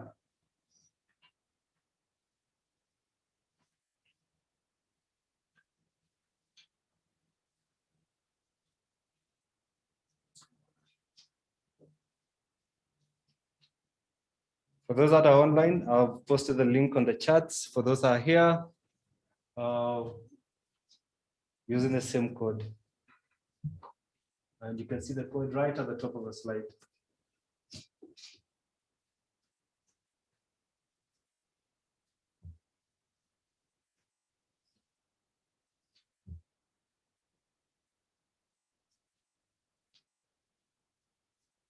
All right. Somebody has stated a lead capture. If you can as well, please include your name to your next to your post. Okay, that works. Key issues for Africa in social protection. There's a lead capture. The question of donors. We have indigenous. I'm assuming here is indigenous solutions and responses. Lead capture, sustainability. The question of sustainability. I suppose that's linked to donors and also leveraging local resources. There is multi-sectoral funding, which is linked. I see, wow, great, keep them coming. Social protection needs to be compassionate. About registry, I suppose this has to do with how data is collected on who are beneficiaries of social protection and how it's updated.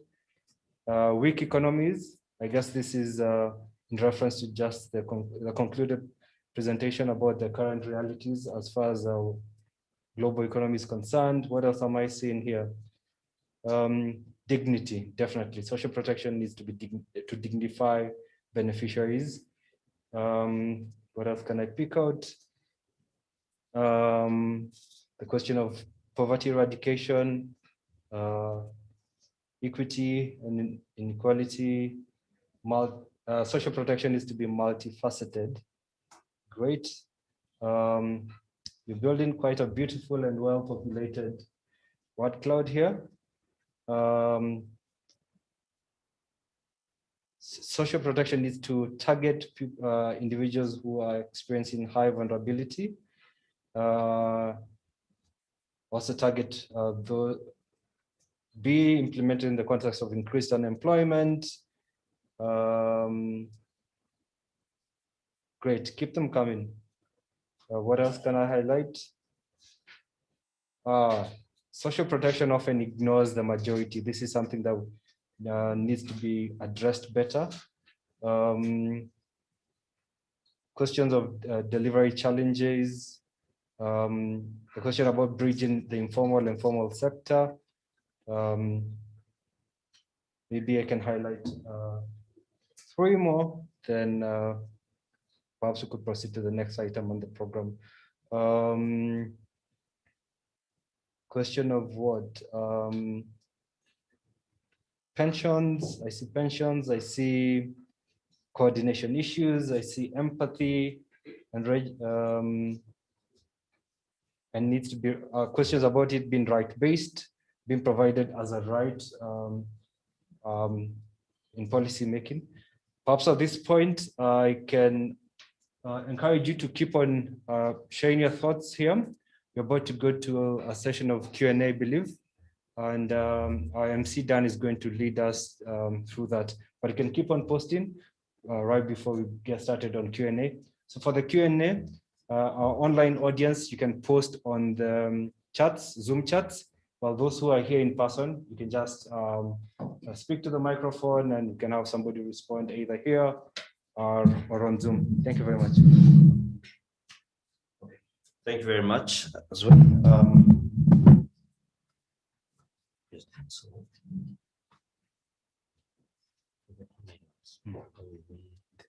put it on some chats, then you'll alert me. All right, thank you very much for that, Edwin.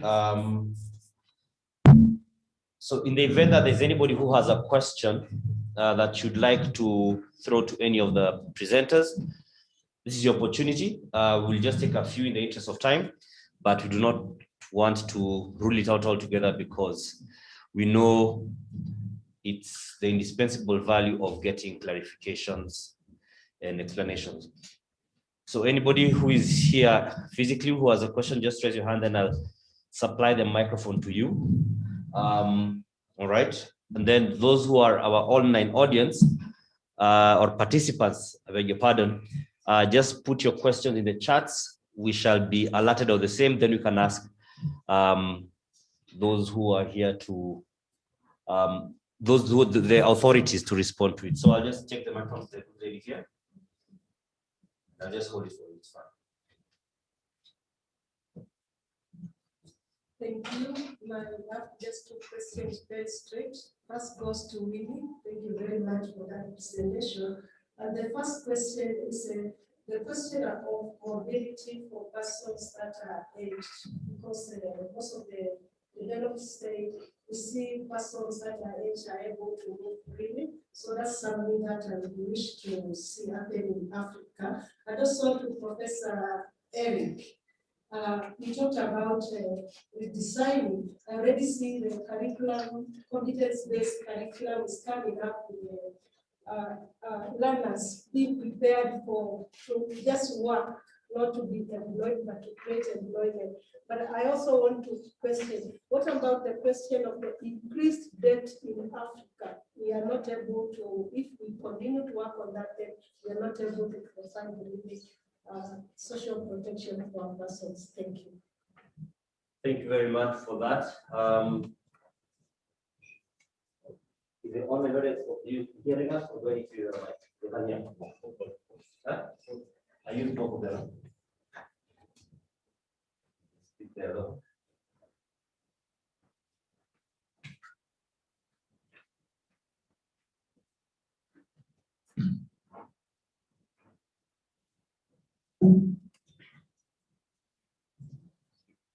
You could tell us your name, organization, and I'll hold the mics for you. Okay, so my name is Oberon Jalil Odum. I belong to the African Platform for Social Protection.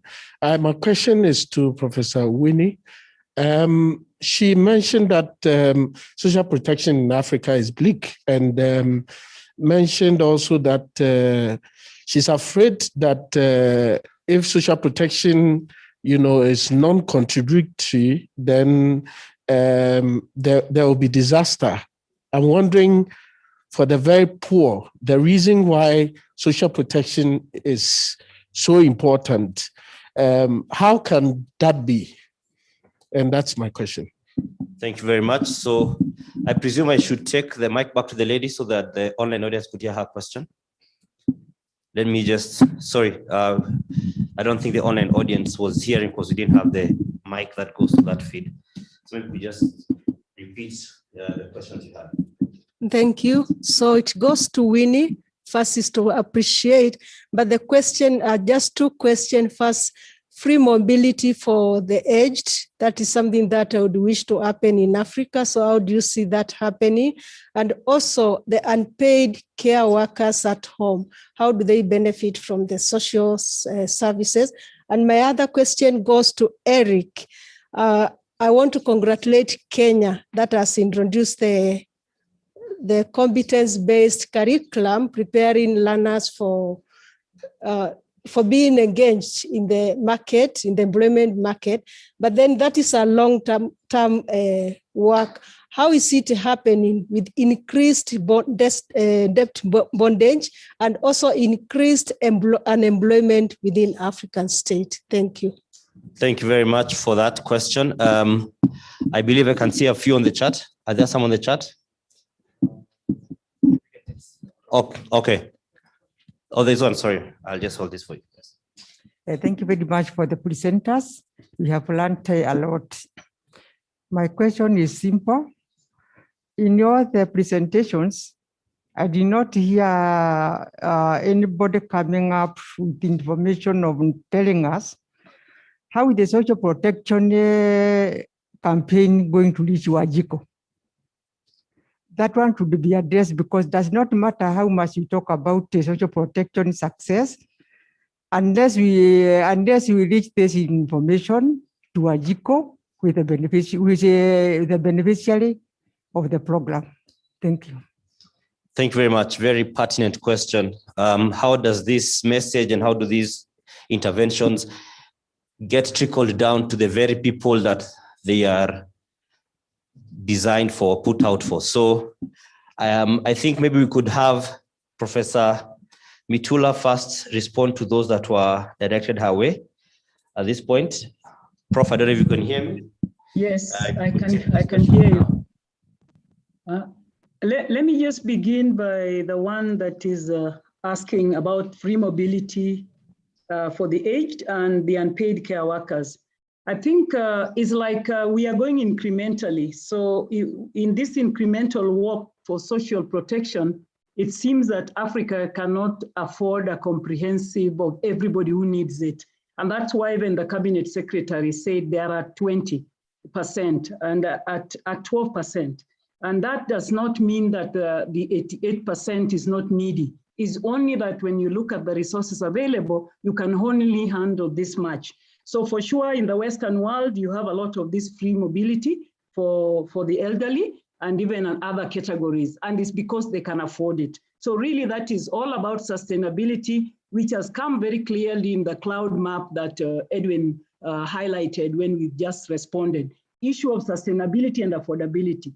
On the other part, the unpaid care workers, this is all about labor market now. And it's really where the problem is, because many people are in informality, and I would see even the domestic workers and care work, unpaid care workers, and even the ones that are paid. You have care workers who are paid and the unpaid.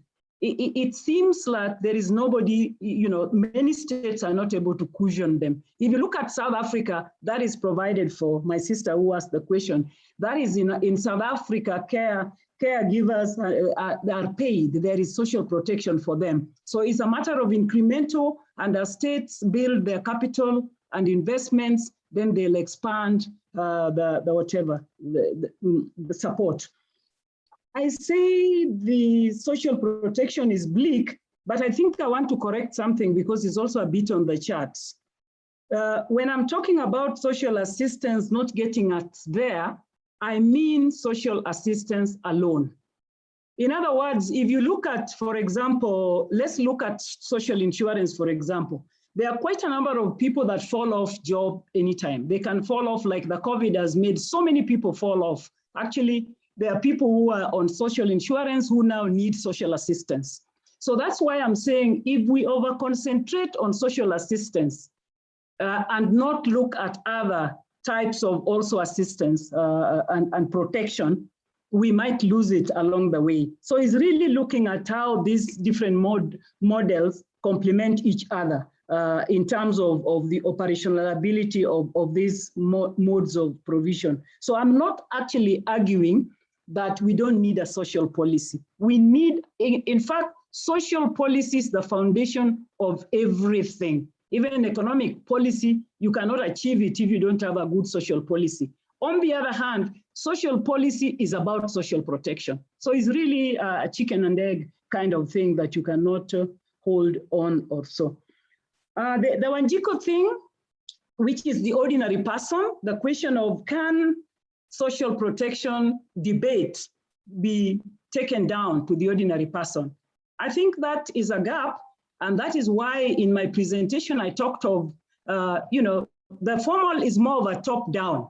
And when you look at, when you do research and do review, you find that Wanjiko there, as it is called in Kenya, or ordinary people are very engaged and very active, like I said in my presentation. So they are very engaged on the ground there, and the state is also very engaged at the apex. So to me, really, how do you bridge these two gaps, which is part of this conference? the formality, informality, if you like, but in the chat again, you've seen the debate. Indigenous does not equate to informality. So that is another debate running in the chat that probably people will continue debating about. Many times when we say informal, we think is either poor or is African. No, these are very different concepts. The other one is very labor-based, when the other one is more of a local concept. I think I'll stop there so that Nyambega can take up to give complimentary or add. Professor Nyambega. I'll just come in.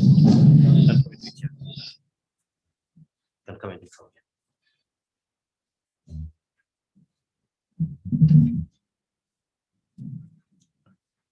Thank you for your questions, and thank you, Professor Mitula, for your response.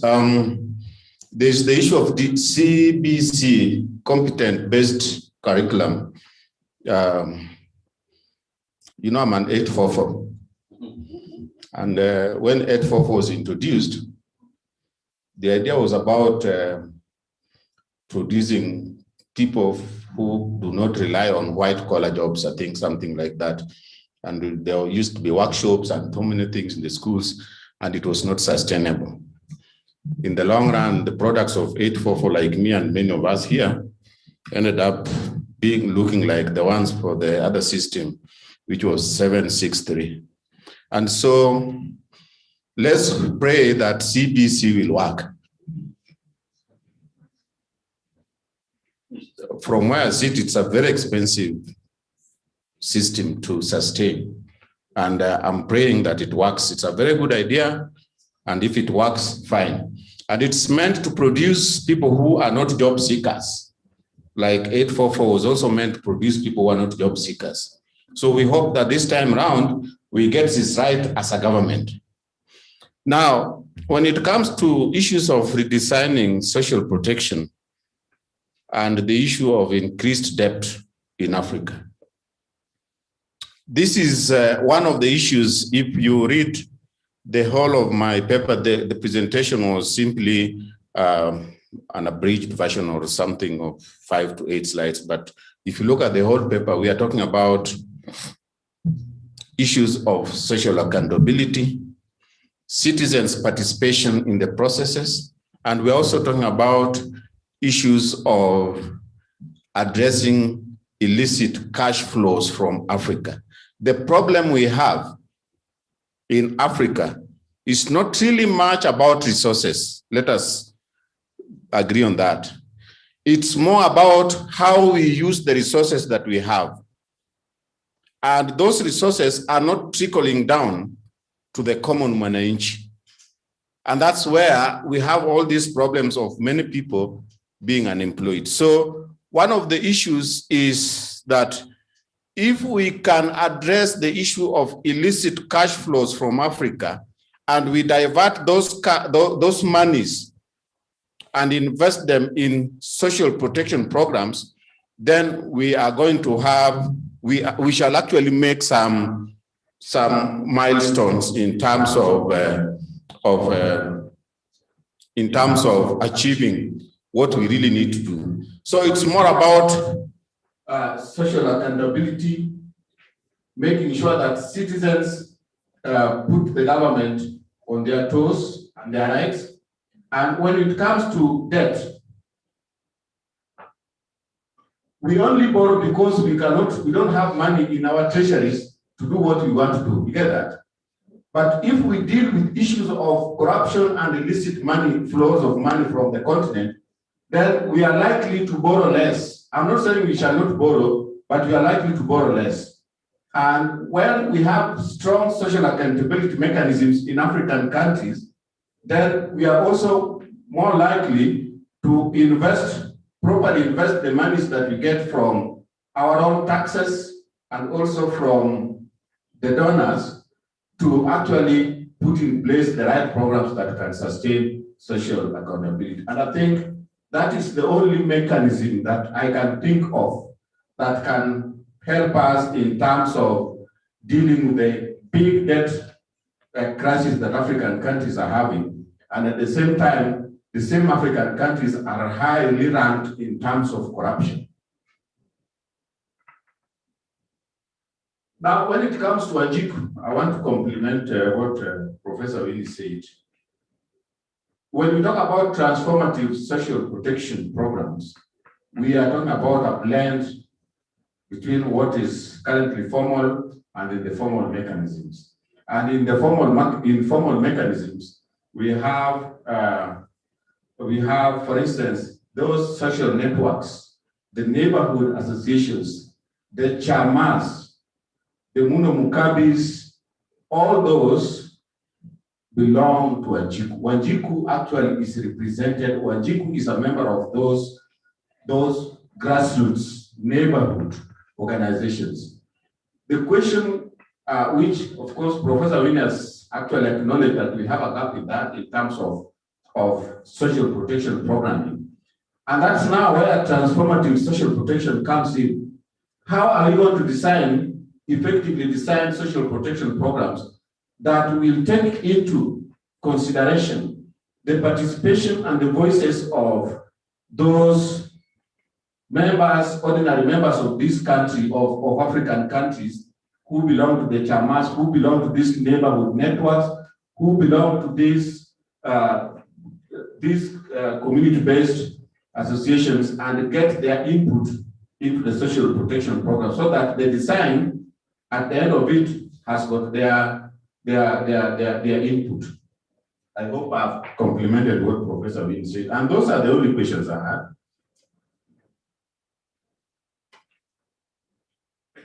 Sana.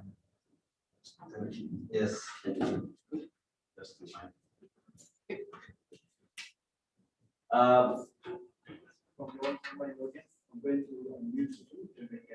okay. So, two questions from the audience. You're going to unmute them, huh?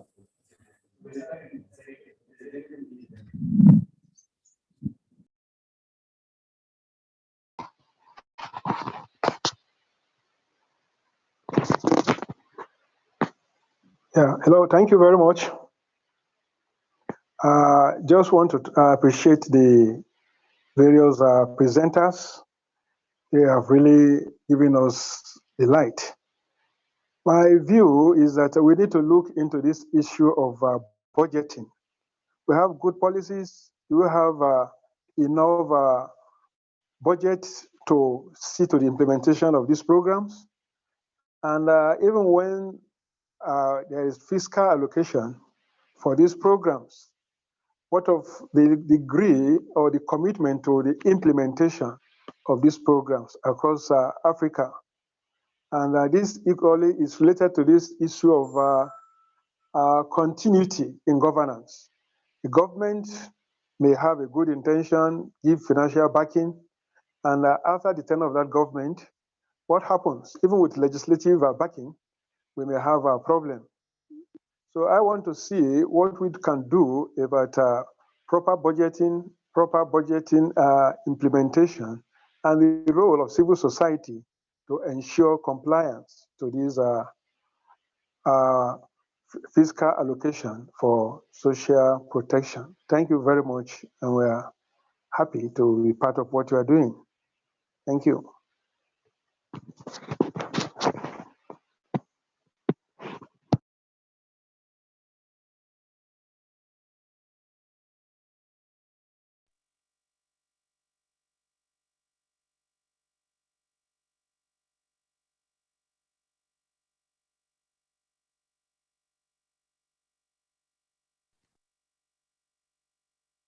And also that.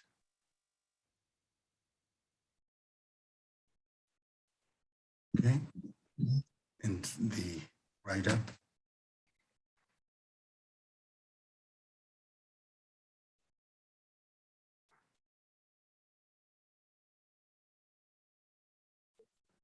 Not yet.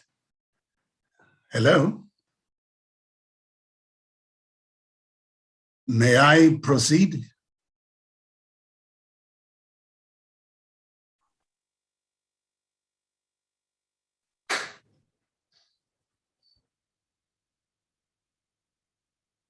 Okay, Mr. Chairman, I would like to raise a question that we need to digest in the course of our deliberations concerning the Afrocentric design of any mechanisms that will be generated from this process. First of all, it goes without saying that in almost all situations in life, no one size can fit all. I agree that uniquely African social protection challenges may call for uniquely innovative social protection solutions that may not necessarily apply to other or all the regions of the world. However, it is also true that Afrocentric as a term is a politically appealing concept for many of us who may rightly subscribe to Pan-Africanism.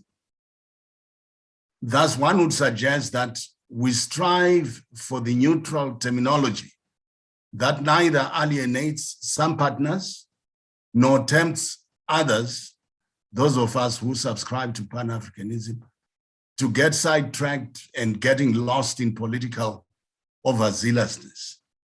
Surely we can still be effective in what we are trying to achieve by devising social protection tools and mechanisms that address specific social protection situations, but rather without invoking politically emotive terminology that may turn out to be counterproductive. Instead, shouldn't we put more emphasis on the centrality of social protection in poverty reduction and development, rather than focusing on potentially divisive and probably distracting non-neutral terminology? Thank you, Mr. Chairman.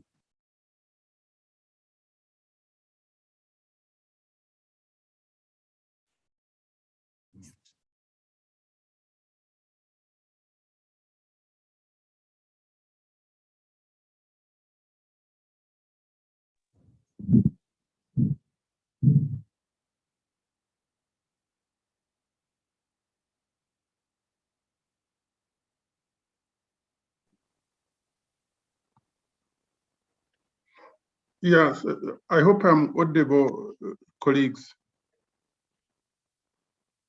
Am I audible?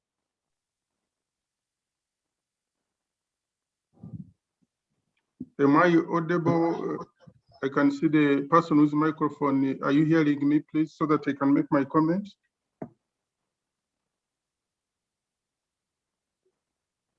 Okay, okay. Now, yes, thank you. I think when we are talking about social protection, and I need to thank the presenters, they made the excellent presentation.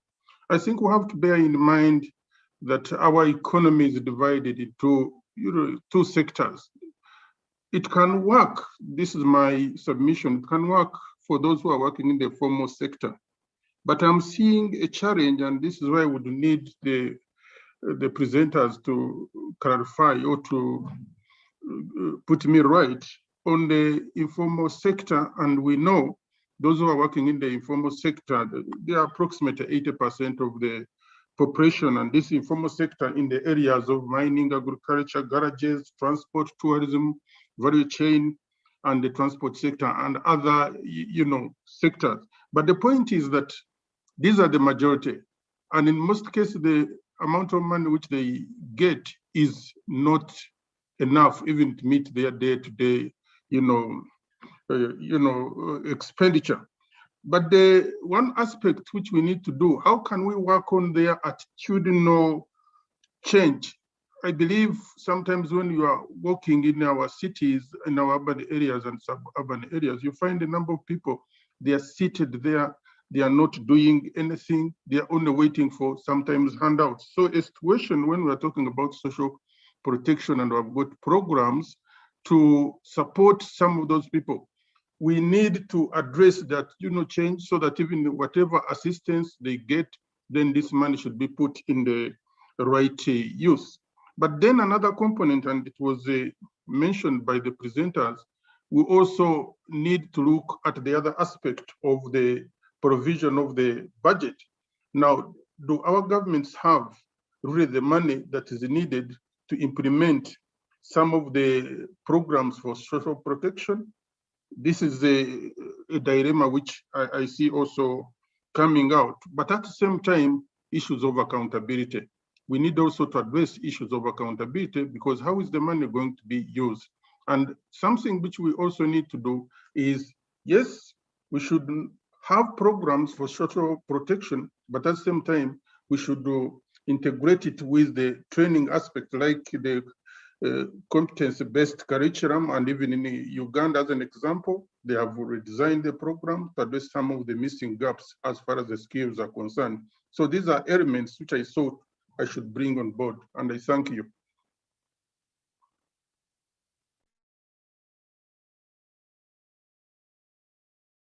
And so just quickly, there were questions asked by Dr. Ezekiel Major, Simon Hongo, and Charles as well, Charles Tushabo. And so I will ask, there's one on budgeting, there's some which kind of are sort of aligned. So I'm trying to lump them so that we can have them responded to efficiently. We have, when it comes to budgeting, there's the issue of where's the budget coming from? And do these countries, the African countries, have the money to fund all these plans and the accountability element? I don't know which of the presenters would want to take that. There is also the concern about the use of the term Afrocentric, which is one of the, yes. Daniel Doe would like to respond to Afrocentric. Okay. So Dr. Daniel Doe is going to take the question on Afrocentric. Is it just a matter of semantics, or is it one that has deeper implications? So that's Dr. Daniel Doe will take that. Then when it comes to budgeting and just a matter of the monies and the accountability, I'll ask Professor Mitula to take it.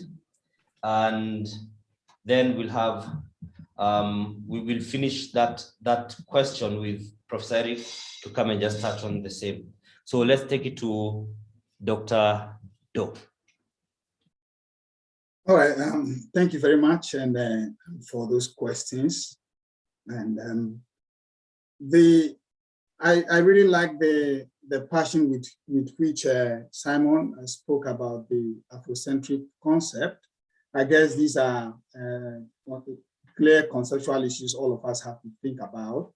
The idea about the Afrocentric issue is that, one, we acknowledge that social protection processes and social protection, the modern social protection as we know it, not the traditional one, the former social protection as we know it, has largely been influenced by Western models in terms of how it is designed, how it is delivered, all the accountability processes. So we are asking a bigger question here. Where is the African value, African concept, African ideas, African perspective in these issues? Now, of course, when we borrow some of these ways of doing social protection, we modify a few of them, but then the larger conversation of Africans present. So the use of Afrocentric is just to showcase the African perspective or an African ways of doing social protection. Now, I see that, yeah, this term can be a bit political, but at the same time, it's an issue of identity, it's an issue of ownership. So if in this platform, we think that there is a better concept that can reflect the African way of doing things, I think that should be a great idea. The one is African-centered thing. Now, if it's African-centered, then Afrocentric. I saw somebody saying person-centered. At what point do we own something as African without really having the political connotation to it? So we have used this concept of Afrocentric advisedly in terms of what we bring to the debate in terms of our values, our theories, our concepts, our processes of delivery. So I don't know, we can keep debating the point until we are able to arrive at a more appropriate concept that fits us as a people. Yeah. Thank you. Doctor, I'll now go to Professor Winnie Mitula to just respond to the matters of budgeting and accountability. All right. Thank you very much. Before I get to that, could I just also mention something about this Afrocentric, just briefly? I think sometimes it's good to disrupt the norm, and this concept disrupts the norm a bit. It makes us think differently because we are coming from a perspective where we were something, and in the middle of it, we've engaged with so many values and norms that we are getting muddled along the way. So when somebody talks of Afrocentric, it's like get back to basics, see who you are, and see what is good in what you are, and leverage it with others. I think in my presentation, I highlighted that we need to get the best of our own, but get lessons from elsewhere and nuance a unique brand. Getting into the issue of the budget, the comments from Uganda, from Charles, I think no country, not even in the West, has enough resources. For me, what I would like to see is whether Africa is advancing in terms of additional budget. Like now, we all know that most of them are below 2%. The AU says we should have 5% of the budget allocated for social protection. What I want to see is whether Kenya, which is now at about 1.2, about 2.2 or so, gets to that maybe 4 point something where South Africa is. And when you look at countries that have better GDPs, they are basically doing better. South Africa has better GDP than Kenya. Egypt has better GDP. Cape Verde has better GDP, so doing better than Kenya. So it's growing the economy and allocating the budget accordingly. And then prioritization. Sometimes I wonder, we can debate this as we go along, whether the concept of prioritization can be brought into the debate of social protection. Because one, social protection demands that it's a must do. You know, if you need to have human resource, you must protect them when they are threatened or insecure. So sometimes prioritization does not quite work in social protection. And people always argue that we have to prioritize social protection. So it's a debate that is endless, but I think for me is more of, if we look across the 54 African states, are we seeing these budgets increasing in terms of supporting social protection? And if they are increasing, it should mean in tandem that the economy is growing and many people are also getting out of social protection. Thank you.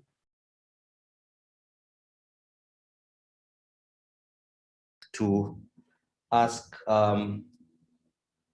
Professor Nyambeda to just, if you've got any comment on that, it's good to go. They have sufficiently spoken.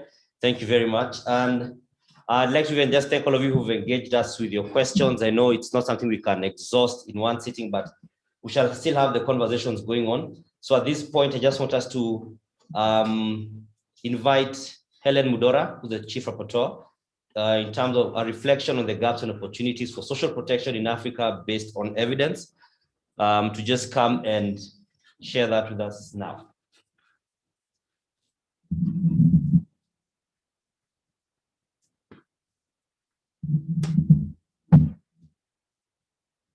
Thank you. Thank you very much, Dan. Just confirm long press. Yeah, there. Thank you very much, Dan, for this opportunity to quickly go through our reflections.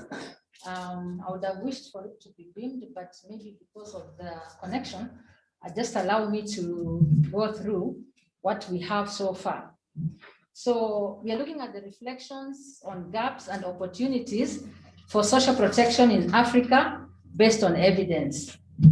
And I have put it in a way that I am either bringing out the questions that are emerging or the issues that are emerging, and then later we'll see the opportunities.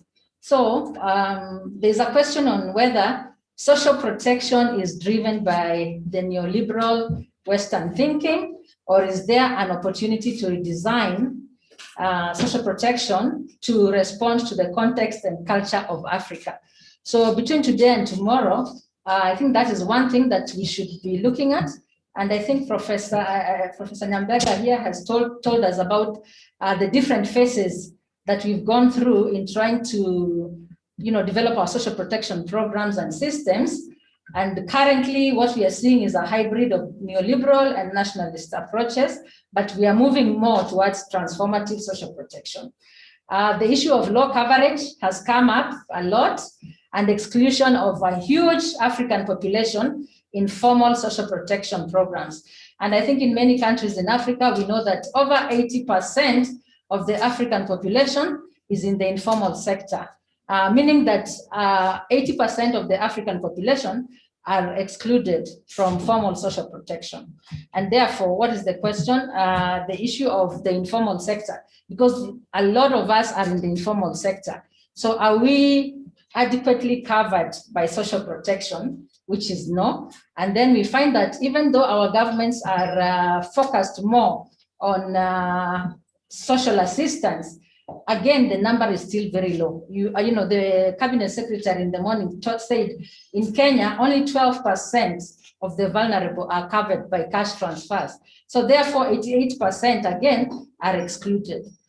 Yeah, and then the predominant social protection in Africa is social assistance. And I think all the speakers this morning have alluded to the fact that most of the programs in Africa have come up as social assistance programs, mainly cash transfers. And then we are seeing the low uptake of social protection by the informal sector. We find that the informal sector is reluctant to get into the contributory schemes. So our governments need to find a way of drawing in the informal sector. And a lot of the issues that have come up is the issues of costs, delivery, bureaucracy. How do you pay your health insurance? How do you pay your social security if you're not in the formal sector? And then there is increased skepticism on existing social protection programs. There's this feeling that the models which we are taking, issues around, we focus on targeting. Like if it's the cash transfers, we go and target. And sometimes if you look at the expense of targeting is usually even sometimes higher than what our governments are delivering. So then this means then there's need to redesign our social protection programs in a way that we don't spend a lot of money looking for that person who is poor and how poor are you? Do you deserve to be on the program or not? Who else deserves to be on the program? We spend a lot of time and money doing that. Is there another way we can do that and then use a lot of that resource that is going into personnel to deliver more programs? And then another thing that is running across is the issue of African states having a weak economic base, which then limits their investment in social protection. I think Professor Winnie Mitula and all the other speakers really have alluded to that. In terms of the legislative and policy framework, we see that the AU actually formed the basis for these debates in Africa. And emerging from 2006 Livingstone Call for Africa, we have seen a lot of African governments putting social protection in their constitutions and in their laws. Actually, I think over 40 countries in Africa do have social protection embedded in the constitution. Now, the challenge is moving it from that as stated in the constitution and make it applicable and make it workable. The delivery of social protection programs, we are seeing that we have multiple actors, which then leads to inefficiency. And then we also always have this silo approach. One hand does not know what the other hand is doing. Therefore, we don't become very efficient in how we are using the resources in social protection. Therefore, we need to coordinate the actors, even as we, talk about making social protection systems efficient. We are seeing the use of technology has come, but then we are also keen to know that although technology is good, it improves coordination, but may not solve everything.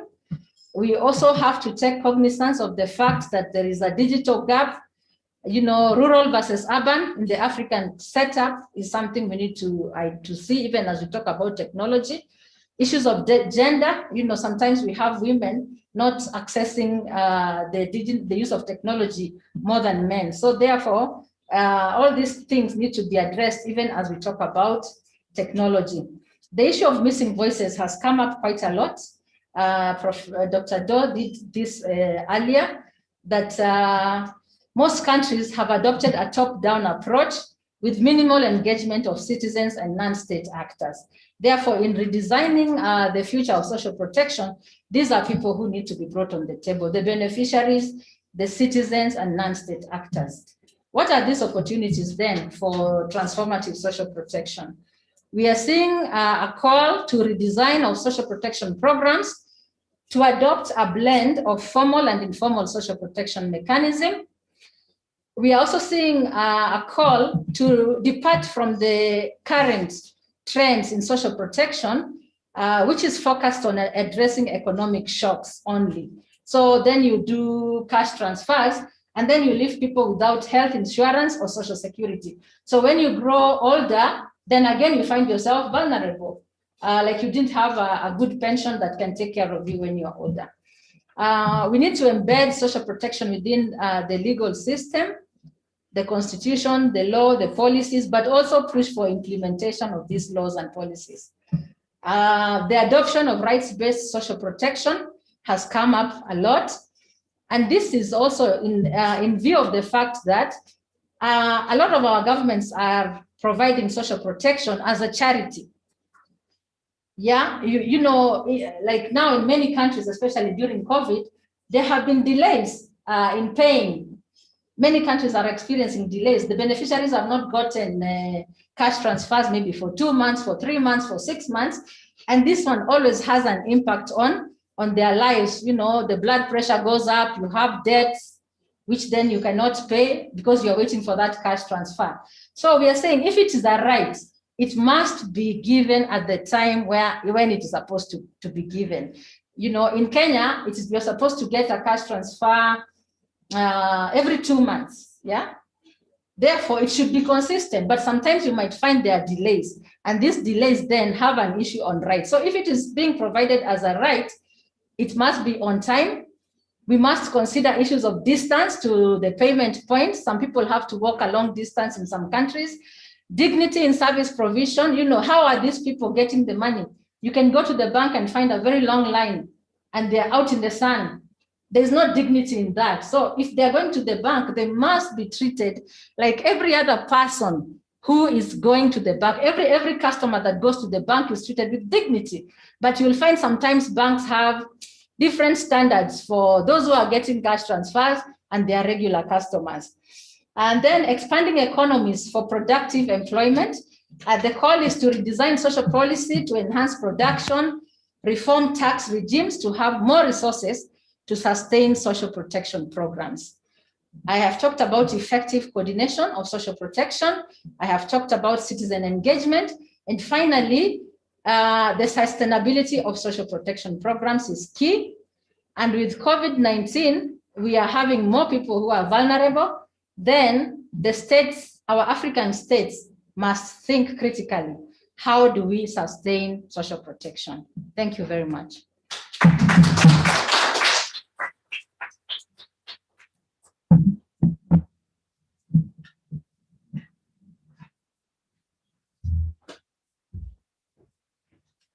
Thank you very much for that, Helen. We really appreciate all the feedback you've given, you've shared. Let me switch this off. Oh, it's off. Okay, good. It's off. Oh, thank you. You're not a newbie in this. No. Thank you very much for that. Once again, just say thank you to everybody who's been part of this for taking of your time and any other resource to be part of these important conversations. They do not end today. We still have the session, tomorrow sessions, which are going to be very wholesome, I believe. And further to that, we still have the engagements that are happening online. And let's go and spread this message of just finding solutions to safeguard our vulnerable members of society, our brothers, sisters, mothers, fathers, even those who may not consider relatives. Let's go and champion for them. So at this point, we'd close today's sessions, and I'd just like to invite those of us who are here in Nairobi, in this room. As you leave the room, there's a fair lady who is going to be there. She's called Elizabeth, and she's going to be handing you your meal vouchers, your lunch vouchers, and also guide to the, then you can proceed to the restaurant where we're meant to be having our lunch. Right, is that the restaurant, Mary? It's at the restaurant, yes. Yes, which is right over there. It is to my right. When you go leaving, it's just straight ahead. You'll see it there. And then we will do this again tomorrow. Thank you once again. Thank you, Amoyo, and your guitarist. I didn't get his name. He is? D. Lee. Oh, Lee. Oh, okay. Thank you, Amoyo and Lee. You guys have been very good, and we still look forward to enjoying your music more. And for our online audience, thank you for continually engaging with us and just being part of this conversation and raising pertinent points and enabling us to get the responses to the same. Thank you very much. Like I said, my name is Dan Mwangi. We'll do this again tomorrow. Have yourselves a great afternoon. Thank you.